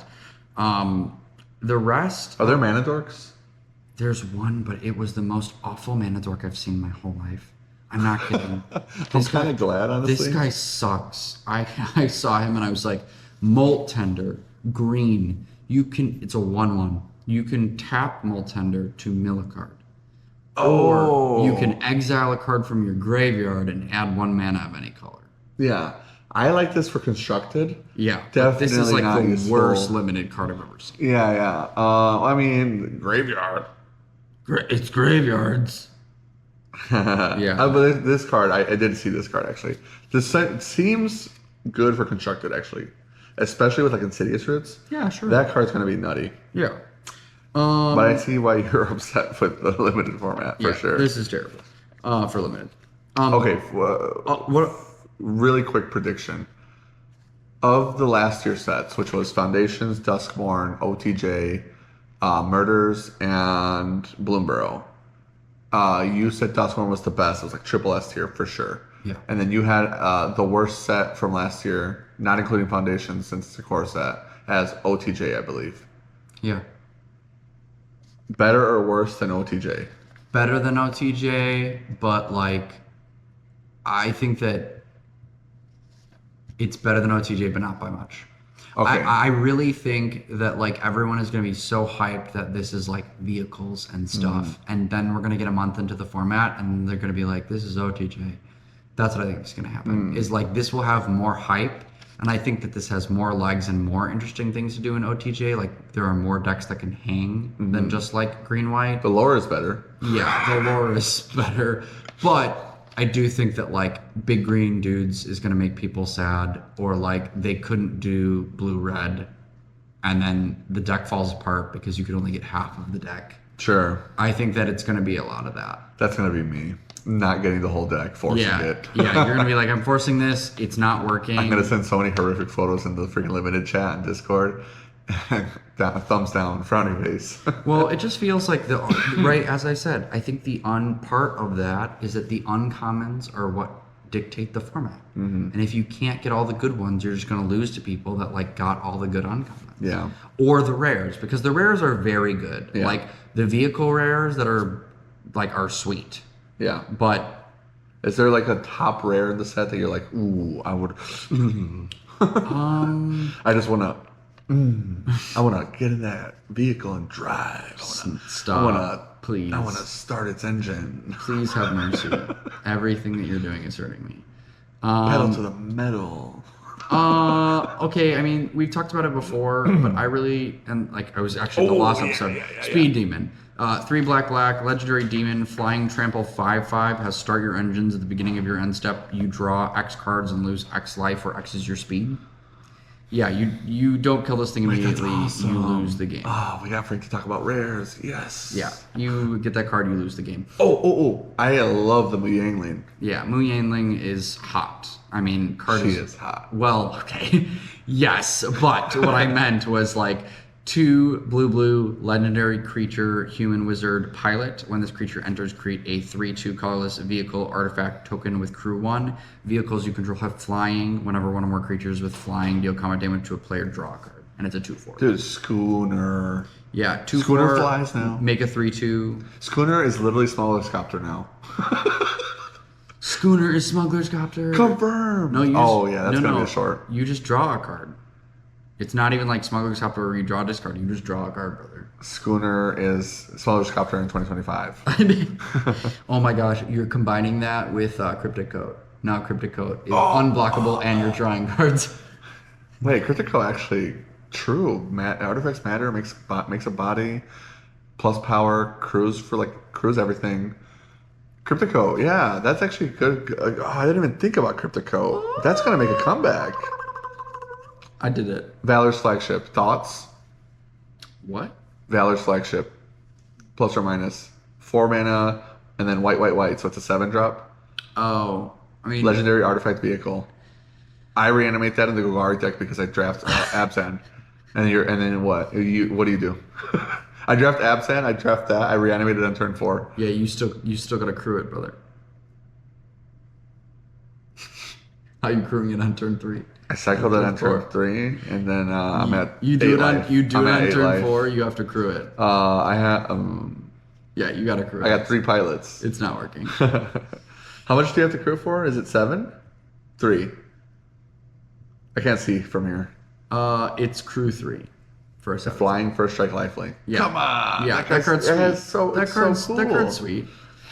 How do you feel about actually? Okay, maybe for constructed the Spectacular Pilot. Which one? It's 5 mana, Spectacular Pilot. 5 mana. All creatures and vehicles lose indestructible until end of turn, then destroy all creatures and vehicles. But it has cycling too. This is a board wipe that has cycling. One, I like that. We've seen it once before, technically, with the minus X card. And that one actually had an ability. When you cycled it, all creatures got -2. Oh, which is better than what we're getting. Yeah, but it's a really old black card. It's not even like in Pioneer, I'm pretty sure. Oh, sure. This one, though, removing the indestructible, for what it's worth, I think that's what like Hour of Devastation did also. Destroy 5 damage, but everything else indestructible. The losing the indestructible part, I'm with you on that. I think that is actually kind of nasty. Because there's a lot of heroic intervention effects that we talked about in the hidden episode, and also just in general. And these heroic interventions are going to get a lot worse with that being the field nuke. I think it's a good replacement to what Sunfall was. That was effectively doing the same thing. You can't indestructible your way out of this. Yeah. That's not bad. And at cycling, maybe blue-white. Maybe blue-white got a little toy. Also, I really like the 1-mana Basri. I think the Basri is really cool. I think the 1-mana Basri is awesome. I don't know if it'll be good in limited, but I mean, I'd probably draft them for limited play, but because then the tokens might not be so useless.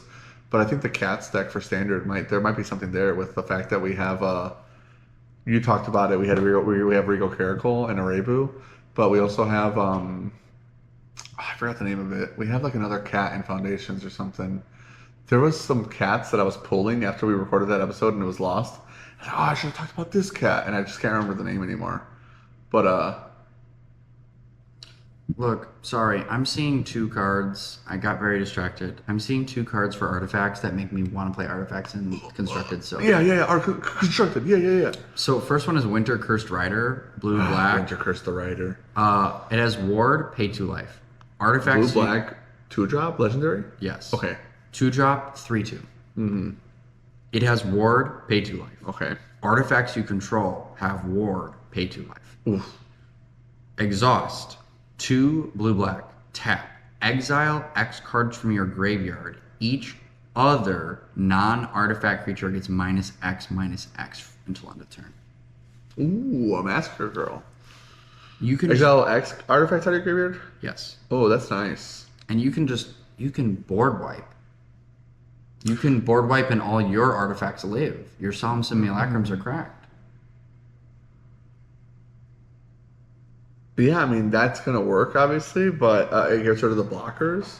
But I just even think that just the fact that it is hard to kill itself and it makes your guys hard to kill, minimum, maybe it's like a Cyber card. Cyber card for your, like, artifacts deck. The other one, if you wanted to go blue-white, which I thought blue-white would be the better artifact deck because that's what we were seeing before, Yeah, is it's going to be Esper or blue-white for sure. Mendicant Core Guidelight. Blue and a white. Legendary artifact creature, robot. It's a star 3. Mendicant Core's power is equal to the number of artifacts you control. It has start your engines at max speed. Whenever you cast an artifact spell, you may pay 1. If you do, copy it. Oh, nice. That's way better than Draft Now or whatever that card was. So it's a 1/3 by itself. The more artifacts you have, it's an X3. And then once you're at max speed, you go, cool, play Solemn Simulacrum, pay 1 copy Solemn Simulacrum. Now I have 2 Solemn Simulacrum. Why is it Solemn Simulacrum? What is it with you and Solemn Simulacrum? I think the format will have a really hard time when you can go, whenever I have an artifact, I make a 3/3 every turn. So you mean Simulacrum Synthesizer? That's what I meant. Sorry. Okay, gotcha. I was just like, I'm so sorry. I was like, is he even Simulacrum Synthesizer was the card I meant both times talking about. you're good. I was just like, yeah. I'll Yeah, stack sorry, them. that's in Foundations. But I'll I do get not, all the basics out of my deck. I don't want to play that. Simulacrum Synthesizer. It's 1:50 in the morning. Oh my gosh. No. Let's finish it. Okay. So, red green exhaust will be good. Yes, I think red green exhaust is going to be good. I think that blue red is going to be good. I think a lot of archetypes though are just not supported. I think a lot of the Black mechanics. Fight Zombies is a lie. Yeah, it's a lie. It's not real. It's black white. It's black white good cards. Max speed will be a benefit to some cards that need it, but this mechanic is not. I'm building around speed. You're not building around speed in any of these decks. Put it away. It's not a real thing. It's like the cards that are already good by themselves, and like you're doing some aggro stuff, you'll want some max speed cards. But like if there's a max speed card that's medium, don't put it in your deck. You only get speed on your end step, right?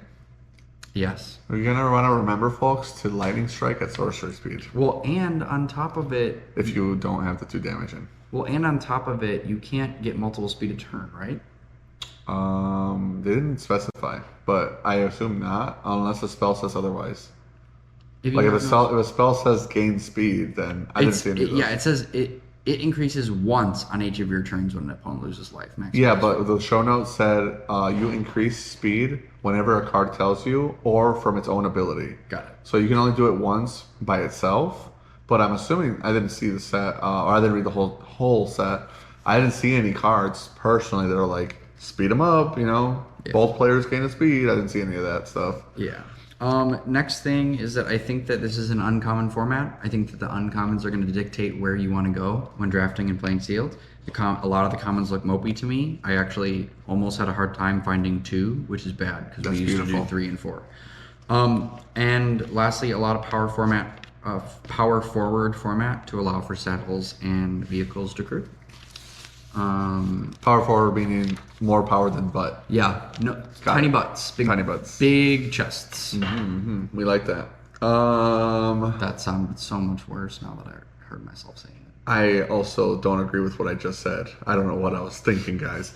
We're so anyways, sorry. We're cooked. Very cooked. It's very late, early in the I'm gonna morning. go twist Frank's nutsack after we get off the call. So What? What? Sorry, guys, it's late. We gotta get out of here. Thanks for sticking with us if you got it this far.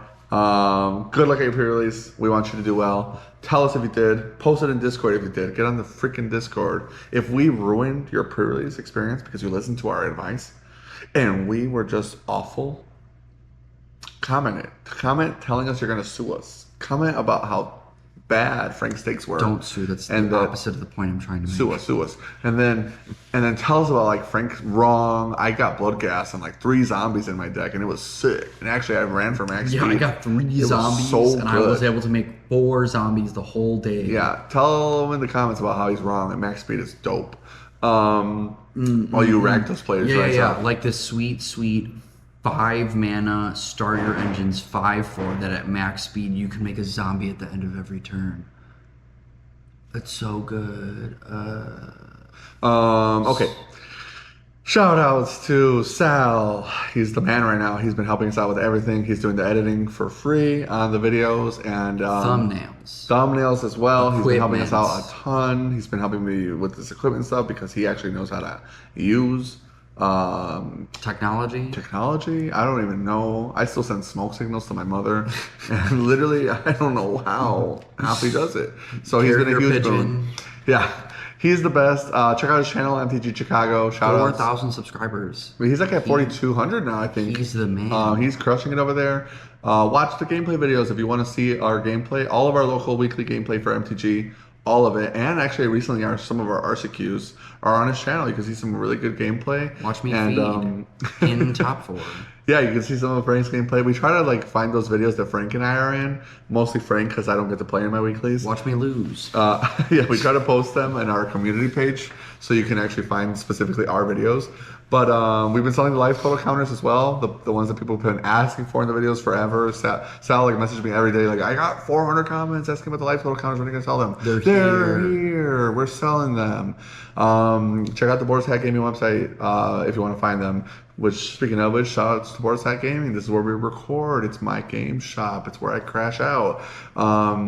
New location soon. New location coming soon. It's gonna be hot. Yeah, it's gonna be awesome. Gonna be space. Yeah, more space, bigger tournaments, new hype. look for the podcast. Yeah, maybe new look. Hopefully, we'll have our actual office, and you want to see all of my work stuff. I can everywhere. hide from all these cringe lords. Whoa! None of my customers are cringe lords.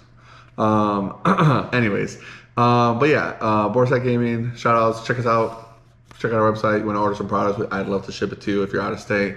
If you're local, appreciate all the support. It really means a lot. Aetherdrift's coming out. We got plenty of products. They have uncommons. Yeah, we're gonna be ripping products. We'll actually have actual cards. We're probably. I feel like I'm one of the few stores in the area that's ever stocks the commons and uncommons anymore because like I get hounded all the time.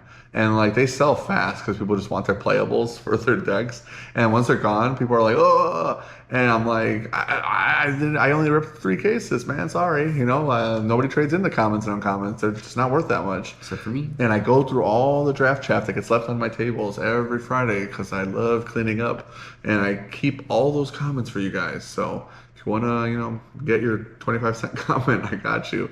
Shout out to Nancy Steroids for doing our intro and outro music. He's got a lot of stuff happening on Spotify. If you like lo-fi stuff, he is the place to be. Please go ahead and check him out. You've probably been hearing it now. Yeah, Nancy Steroids. Also, when Frank's streaming specifically, Nancy Steroids is playing because he gives them permission, and it's pretty cool. So we really appreciate that. Shout out to our patrons. As always, you guys help with the show. You make the show what it is. Literally, you guys are the show. You're the backbone of the show for sure. And we're looking forward to hopefully bringing more content to the Patreon soon for you guys. Thank God every morning for you. And I finally got.